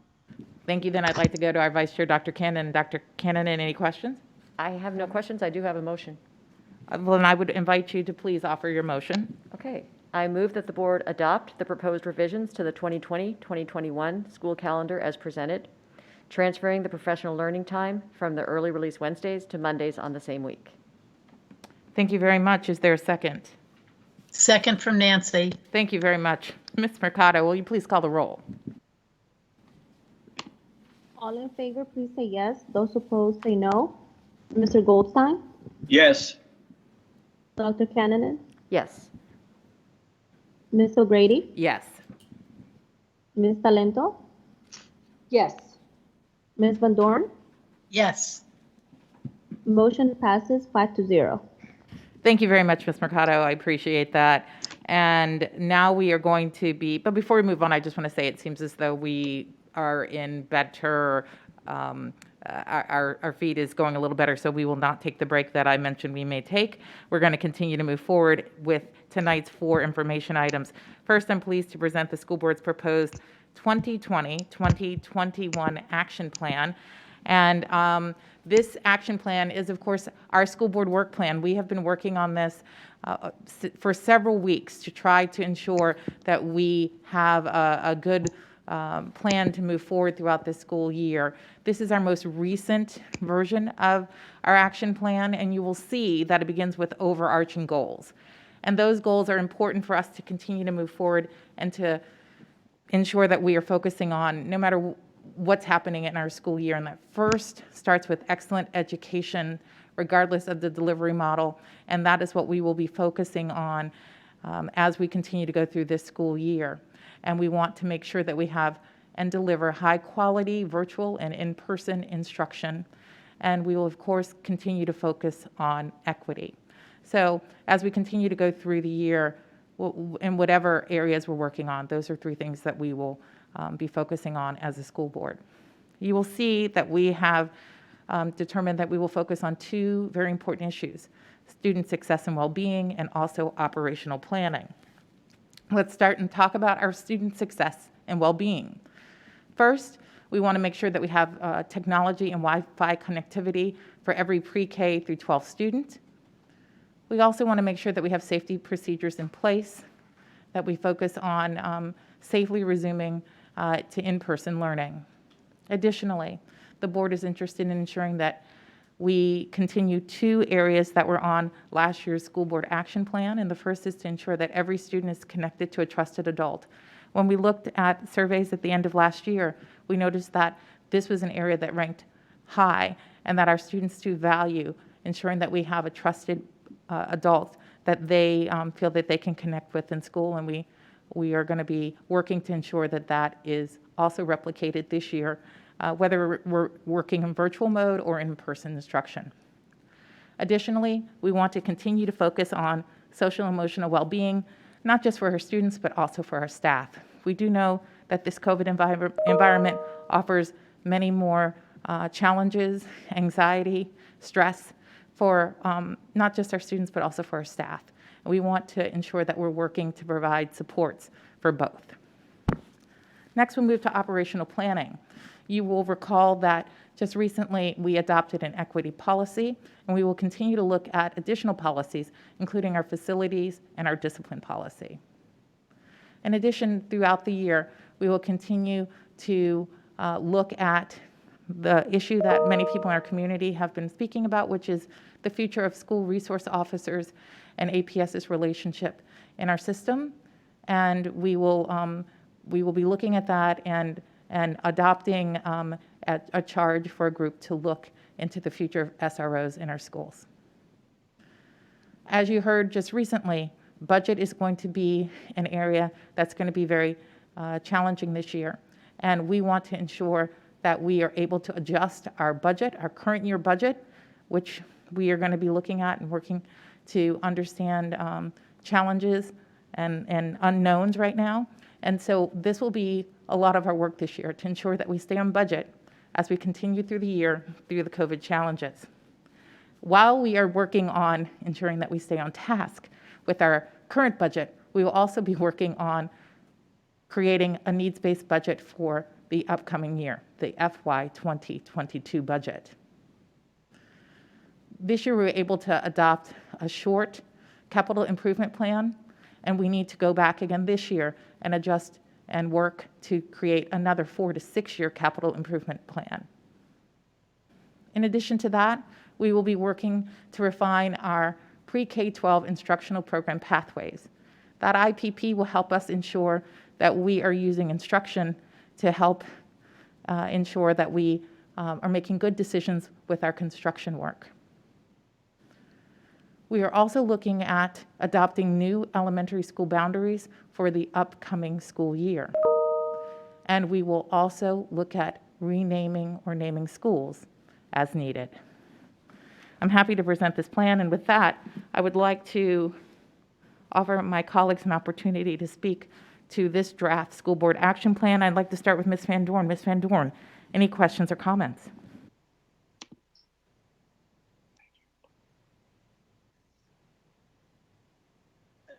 Sorry, I just want to say thank you, Ms. O'Grady, for working so hard over the past month to bring us together as a board to focus very clearly on these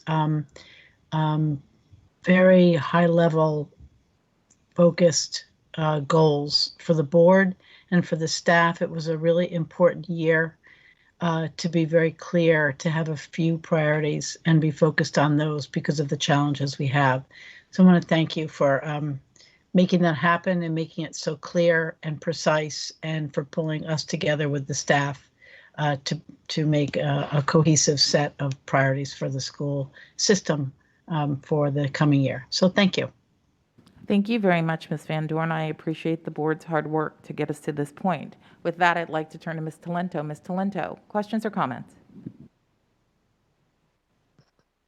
Thank you, Mr. Grady. I do not have any questions at this time. I know that we reviewed this at our work session on the 27th, and I know Mr. Goldstein has some changes, and I really like what the end result is and what's been presented this evening. So I am happy to move forward with this action plan. I think it really presents the work that we have to focus on today and ensures that our community understands what our goals are and what we're hoping to achieve and how we're hoping to support our students and our staff. Thank you. Thank you, Ms. Delento. Mr. Goldstein. Yeah, thank you. No, I don't have any additional questions.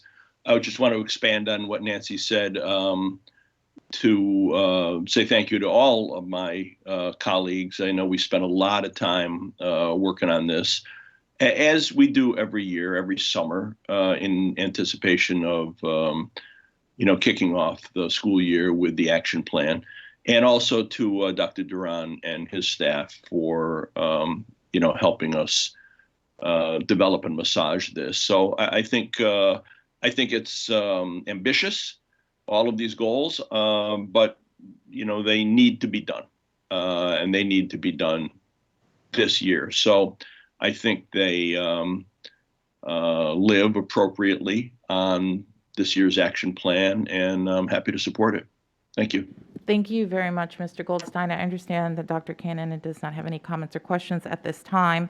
I will recognize myself then, and I want to start off by saying thank you to Mr. Goldstein for helping us make this product even better, and thank you to my colleagues for working so hard to get us to a point where we were able to really hone in on some major issues in a way that the community can understand our work plan.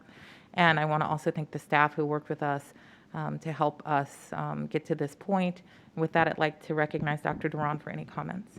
Sure. Thank you, Chair O'Grady. And first, I want to thank Chief of Staff Brian Stockton and Executive Director Lisa Stengel, who really helped us put this together as well, working with my staff on that. And it was a real pleasure to start in my beginning as superintendent with the retreat we had where we began discussing this. And I'm really pleased to see that our commitment to focus on equity and excellent education and the high quality instruction is the driver for all of this. And then we can certainly see that student success and well-being, regardless of whether in person or virtual, is going to be our commitment. And so I look forward to working alongside with all of my staff and working with the board to make sure that we put these actions into place. Thank you very much, Dr. Duran. We look forward to working with you as well. And this item will come back for action at our next meeting on September 24th. Our next information item is the construction contract award for the transportation staff facility. Dr. Duran, will you please introduce this item? Thank you, Chair O'Grady. I'd like to introduce Jeff Chambers, our Director of Design and Construction, who will present information on this construction contract award. Mr. Chambers? Yes, good evening. We are truly happy to be here to bring this needed project to you within budget. Our first bidding effort did exceed the funds available, which led us to adjust the scope of the work as well as contingencies and soft costs to the low.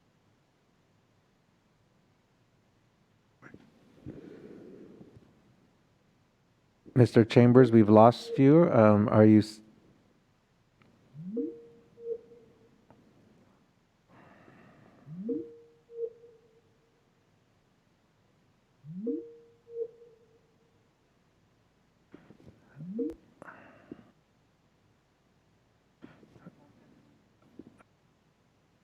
Mr. Chadwick, are you available? If Mr. Chambers is not at the moment, can you take this on? Can we go to the next slide? Oh, Mr. Chambers, we were not able to hear you until right now after I introduced you. So can you, I'm not sure what you said in that interim, but if you need to repeat anything, we did not hear anything after I introduced you. I'll start over. Good evening. We are truly happy to be here to bring this needed project to you within budget. Our first bidding effort did exceed the funds available, which led us to adjust the scope of the work as well as to reduce the contingencies and soft costs to the lowest reasonable levels. We did review the plans again today with the Director of Transportation, who is thrilled that we are here presenting this to you this evening. As an overview, the FY 2019-28 CIP included $2.1 million for the transportation staff facility renovation project, and the board approved transfer of funds from the capital reserve to the project on January 24th of 2019. In the FY21 CIP, we included an additional $1.2 million in capital reserve funding for the project, expanding the scope to include other necessary improvements as part of the project. The project design and the bidding are complete. The staff requests the school board approval for the proposed construction contract, proposed project budget, and transfer the remaining approved funds for the project. Next slide, please. The scope of the work, it's a renovation and expansion of the current facility, which is urgently needed since driver and attendant staffing has increased significantly from when the facility currently used was designed and constructed. Due to this growing enrollment in existing space being outdated, it will provide staff to access a quality space compared to comparable to the SciFax Education Center. Work will be completed in 2 phases. Phase 1 from October through February will be the break room, restroom, and training room, which is essentially what you see in the rendered floor plan to the right, which includes new toilet facilities and meeting room, kitchenette, and office space, as well as training room. And then phase 2, February of 21 to April of 21, which includes the exterior accessibility improvements as renovating the existing spaces that are currently being used into additional office space. Next slide, please. To complete this work, the staff solicited bids using public procurement process. The construction budget announced at bid opening was $2.2 million. We did receive 6 bids. 2 were determined to be responsive and qualified. Staff proposes the contract award to the lowest responsive and qualified bidder, which is, as I noted, under the construction budget. Staff proposes using the savings from the construction budget to increase the project contingencies, which we did reduce to the lowest amount possible, but we will in phase 2 be renovating an existing space that there are a lot of concealed conditions that we are not concerned with, but always when you open up spaces, you end up with surprises that may end up costing additional funding, which is why we've made that recommendation. And as typical, we would return any funds to the capital reserve that were not spent. Next page.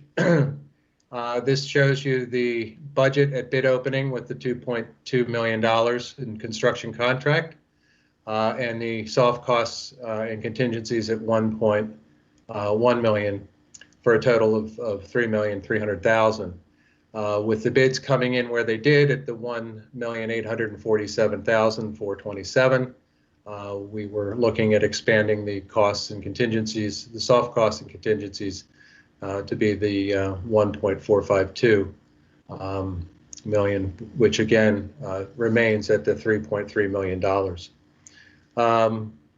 Next slide, please. Our recommendations are for the staff is proposing to the following recommendations, which are all within the approved project funding: to award the construction contract to the Matthews Group Incorporated in the amount of $1,847,427, and to approve the proposed project budget as illustrated in Exhibit A, and approve the transfer of the $1.2 million in remaining approved funding from the capital reserve to the project. Thank you. Thank you very much, Mr. Chambers. I would like to then go to Ms. Talento to see if she has any questions or comments regarding this presentation. Ms. Talento. Thank you, Chair Grady. I do not have any questions or comments. I was able to review the presentation and the agreement, and I am good with it. Thank you, Mr. Chambers, for presenting tonight. And as always, thank you for sticking with us. Thank you, Ms. Talento. Then I'd like to go to Mr. Goldstein. Mr. Goldstein, comments, questions? Yeah, I do. I think it's just one question. So, Jeff, I'm confused. A portion of this project was included in the most recent CIP that was adopted, the fiscal, whatever the number is, the 21-22 CIP. Is that right? Yeah, the 19 to 28, and then the 21, we did an additional 1.2 million. Yes. Okay, so just recently, just back in June, we adopted that. So my understanding of a capital projects funded with bonds is that the contractor needs to know that all the money is there before they start work, because they don't want to get caught halfway through and when the money doesn't appear because the bond hasn't been approved or something like that. But in this case, we need to wait for that bond to be approved in November by the voters, right? Assuming that they do approve. This is from capital reserve. This is not bonds. So what was approved for this in June came from capital reserve, does not depend on bonds approved to be approved in November. That's correct. And the other portion of it had already been approved in the prior CIP. Correct. Okay. All right. Thank you. That clears it up for me. Thank you very much, Mr. Goldstein. Ms. Van Dorn, you're recognized. Thank you. I had sent a question in earlier today about the nice little surplus that we have as a result of the construction bid coming in under budget. And I'm just wondering about the possibility of leaving that money in the capital reserve account and using it for other projects. Do you all have any thoughts on that? And if you don't, will you be planning to return that money to the capital project if you do indeed have those savings? As we have done with many other projects, if there's anything left at the end of the project, we would return that to the capital reserve. We've done that in most of the projects that since I've been here, we have returned some monies at the end, some significant and some less.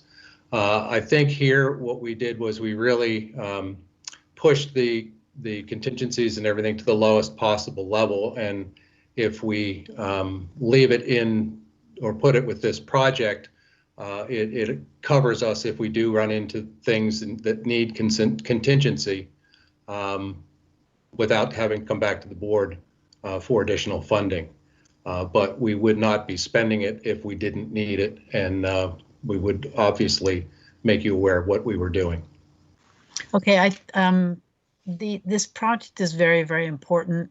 We have expanded our bus drivers and our support staff for transportation in the last few years. And as always, the background operations sort of get the last help when it comes to their needs. And I'm just really glad we're getting to this. And I think we should do it right and do it well. So more than happy to see that happen. I just want to make sure, given all the building that we still need to be doing, that if there are any excess funds, that we bring them back to the capital account so they can be reallocated as we take on the other projects. So thank you. Absolutely. Thank you. Thank you, Ms. Van Dorn, and I will recognize myself at this time.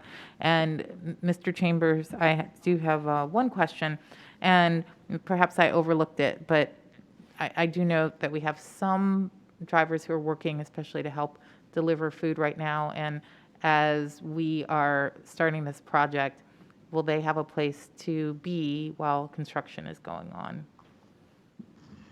We have, yes, essentially that's why we are doing this in two phases. Phase 2 actually will renovate the area they're currently using. So yes, they will have a place to land where they currently are. And because it's a lower number of drivers, then social distancing and everything else will be able to be. Yes, that's all been taken account in that space, but it's very difficult because it is so small. Okay. Thank you very much. I appreciate you answering our questions, and this item will come back for action at our next meeting on September the 24th. Our third information item is a temporary change to project funding for the new elementary school at the Reed site. Dr. Duran, will you please introduce this item? Yes, and Mr. Chambers will be presenting that item once again. So, Mr. Chambers, I'll turn it back to you. Thank you. Yes, good evening. Could we have the first slide, please? Oops, we skipped one. That's the next presentation. There we go. Thank you. Let's go to the next slide as far as a summary. On-time completion of the elementary school at the Reed site relies on voter authorized bond sales. And because of the COVID-19 pandemic, the Arlington County delayed the spring 2020 bond sale to the fall of 2020. For the construction to continue and for school to open on time, the funding must be transferred into the project to meet cash flow demands and requirements and compensate for the delay in receiving the remaining funds from the bond sale. And the staff is proposing to transfer the funds to the Reed project from funds available from the delayed educational center, which, as you recall, was put on hold due to the COVID-19 issue when we were getting close to awarding that project, and also funds from the capital reserve. And then we would recommend transferring the funds back once the proceeds from the bond sale are received. The proposed transfer amounts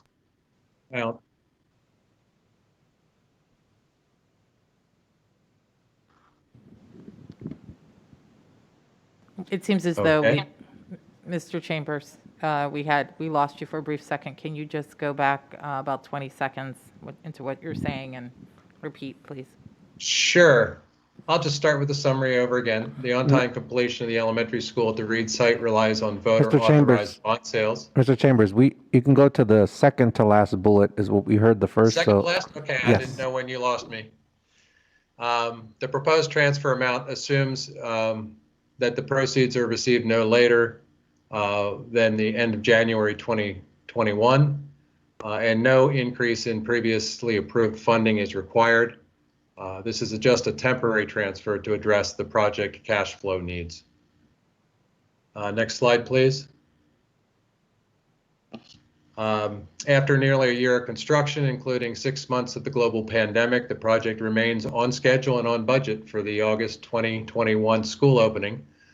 Things are moving pretty quickly on site if you haven't been out there. In fact, these pictures are already old, even though they're only a few weeks since they were taken. But you can see the 4-story classroom wing on the left-hand side, and on the right-hand side will be the new entrance, and the dark opening to the left of the picture is the library entrance from the front of the building. Next slide, please. Temporary transfer of funds based on the approved FY 2021 CIP, 17.5 or 17.75 million in project funds are scheduled to be sold in the 2020 bond sale. Given a fall 2020 bond sale, APS assumes it will receive the proceeds no later than the end of January 2021. Staff estimate that to provide uninterrupted cash flow to the Reed project requires 11 million in temporarily transferred funding as follows: 8 million from the delayed educational center reuse project and 3 million from the capital reserve. After the proposed transfer, the educational center reuse project retains sufficient funding to proceed on its current schedule without impact as we are moving forward to start that project back up. Next slide, please. The recommendation that we are making is to transfer 8 million of previously sold and currently available bond funds from the educational reuse project to the READ project, and transfer $3 million of currently available funding from the capital reserve to the READ project, and transfer the funds in amounts equal to the original transfer from the READ project back to the educational center reuse project and capital reserve after the proceeds from the 2020 bond sale are received.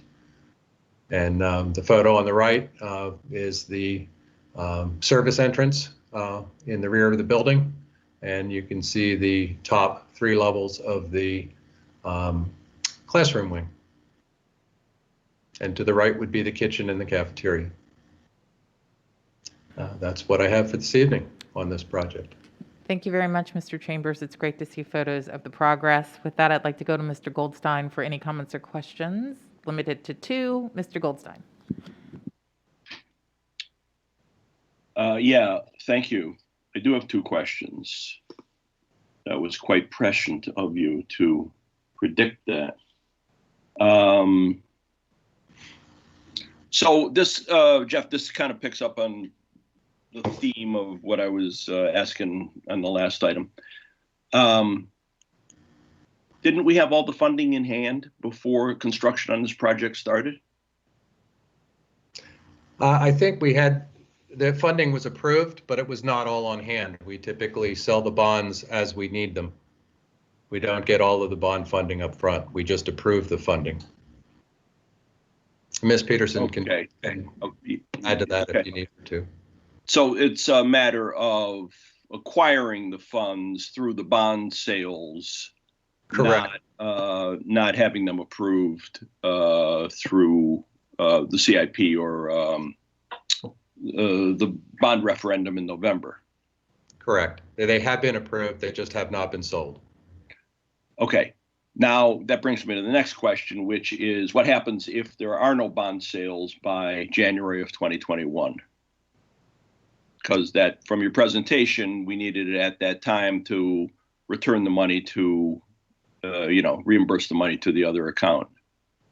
Correct. I believe the county is planning on selling the bonds. Ms. Peterson, do you have any comments with regard to that? Yes, I have been assured by the county that they are moving forward with the bond sale in early fall, in the next month, and we will have the funds that we need when they are done. Okay, we don't have any fear that we're facing a situation like back in the spring where, the market was too volatile or not certain enough to do the bond sales, and they delayed that planned bond sale? Not to my knowledge. Okay. All right. Thank you very much. Thank you, Mr. Goldstein, for instinctively having 2 questions ready for this round. And you know that I have you. And if you had more questions, we'd come back around. But I appreciate you being ready with 2 questions for us. And with that, I'd like to go to Ms. Van Dorn, who I believe may not have questions this round. Ms. Van Dorn, is that correct? Thank you. I'm passing on questions. Okay, appreciate that. Ms. Talento, questions, comments? I do not have any questions. Thank you. Okay, and Dr. Cannon, and I believe does not have any additional questions at this time. I recognize myself then, and I just want to say how excited I am to see that this project is moving along. I was the liaison for the board to this project and the building level planning committee PFRC process, and with so many things being uncertain, it is good to see that this project is moving along on time, and at this point will be ready for an on-time opening for the next school year. So thank you, Mr. Chambers, for your presentation, and this item will come. Oh, yeah, appreciate it. And then this item will come back for action at our next meeting on September 24th. Our final information item tonight is a license agreement for school bus parking at the Trades Center West Lot. Dr. Duran, will you please introduce this item? Thank you, Chair O'Grady. Assistant Superintendent John Chadwick will be presenting this information item on this license agreement. Mr. Chadwick.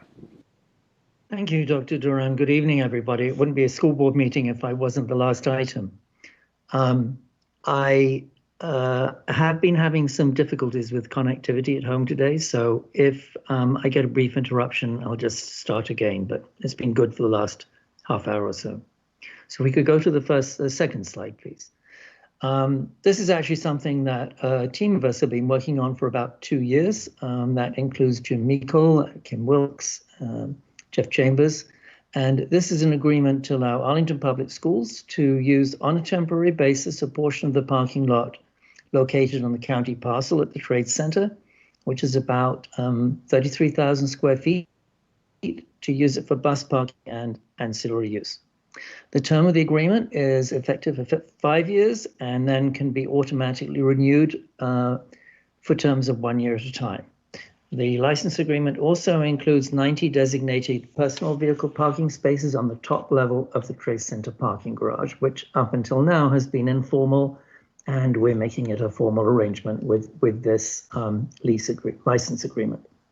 The agreement was, of course, reviewed and approved by APS Legal Counsel. Next slide, please.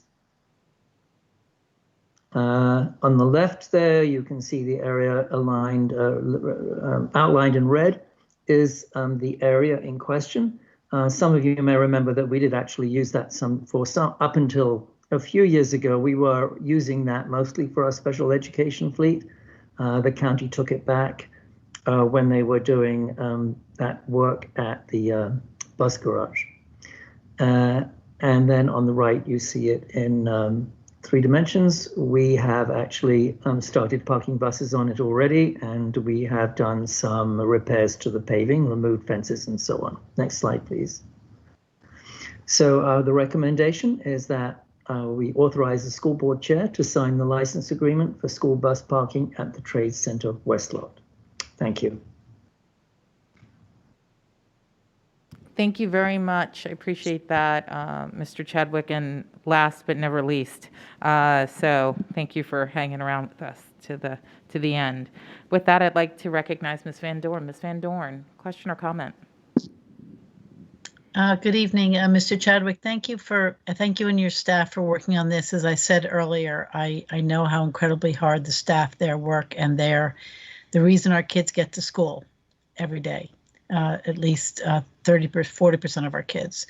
So thank you for that. And I missed seeing that video we get to see at the beginning of every year where all the buses get ready and go on out. I love that time lapse of the buses coming in, going out, and it's a great lesson for people to see how much work actually goes on there.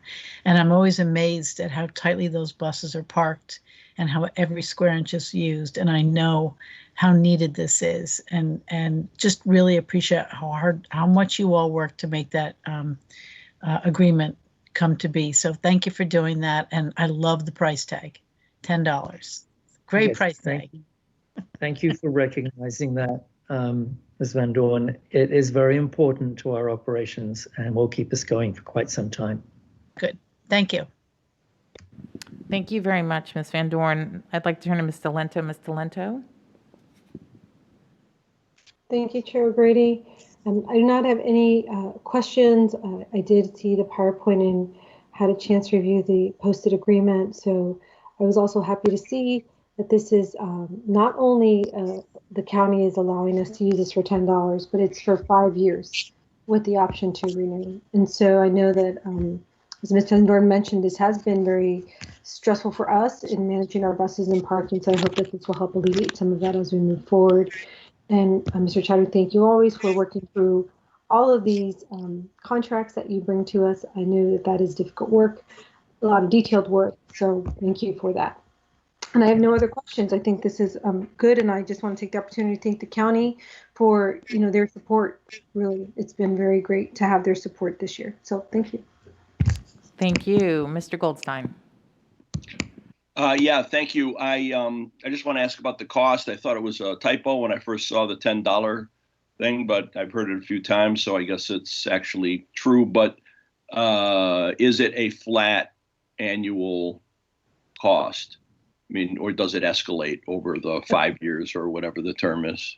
No, it's a nominal fee. I think we used to call things like that a peppercorn rent, but it's just there has to be some exchange for the license agreement. And that's how Okay, so not going to be 1,000 next year or 10,000 a year after that. No. Okay. All right. Thank you. Thank you, Mr. Goldstein. I see that Dr. Cannon does not have any comments or questions at this time. I would just like Just that I think Mr. Goldstein should have to pay that $10. I guess we could look into that in the future. That's why they pay me the big bucks. Clearly. Mr. Goldstein, if I had a $10 bill in my pocket, I'd be happy to do it, but I haven't used cash since March 16th. Yeah, I am in exactly the same boat, and not complaining about it either. No. No worries. I am sure that the county will be paid for this very important step. And that's really what I wanted to just say thank you to the county. This is another example of how we are being collaborative to support one another and support our community by working together in ways like this. So I think that is very important. And I would like to thank you, Mr. Chadwick, for the hard work to get us to this point. So thank you. And I understand that this will come back for action at our next meeting on September 24th. We are now at new business. Board members, is there any new business? I have just one item quickly of new business, and it's just to mention something that I neglected to mention earlier, which is I noticed that this is going to be the last back to school for two of our school board members. And I just wanted to thank them for being here with us as we kick off this year. And I know it's very different than all the other years where they have been able to serve us in this community in the school board position. So I just want to thank them for being here and for their support, and say that we do value you as we kick off this year. And I know that might be very bittersweet for you, especially that we have to do it in this way, but just wanted to acknowledge that and thank you for helping us kick off this year.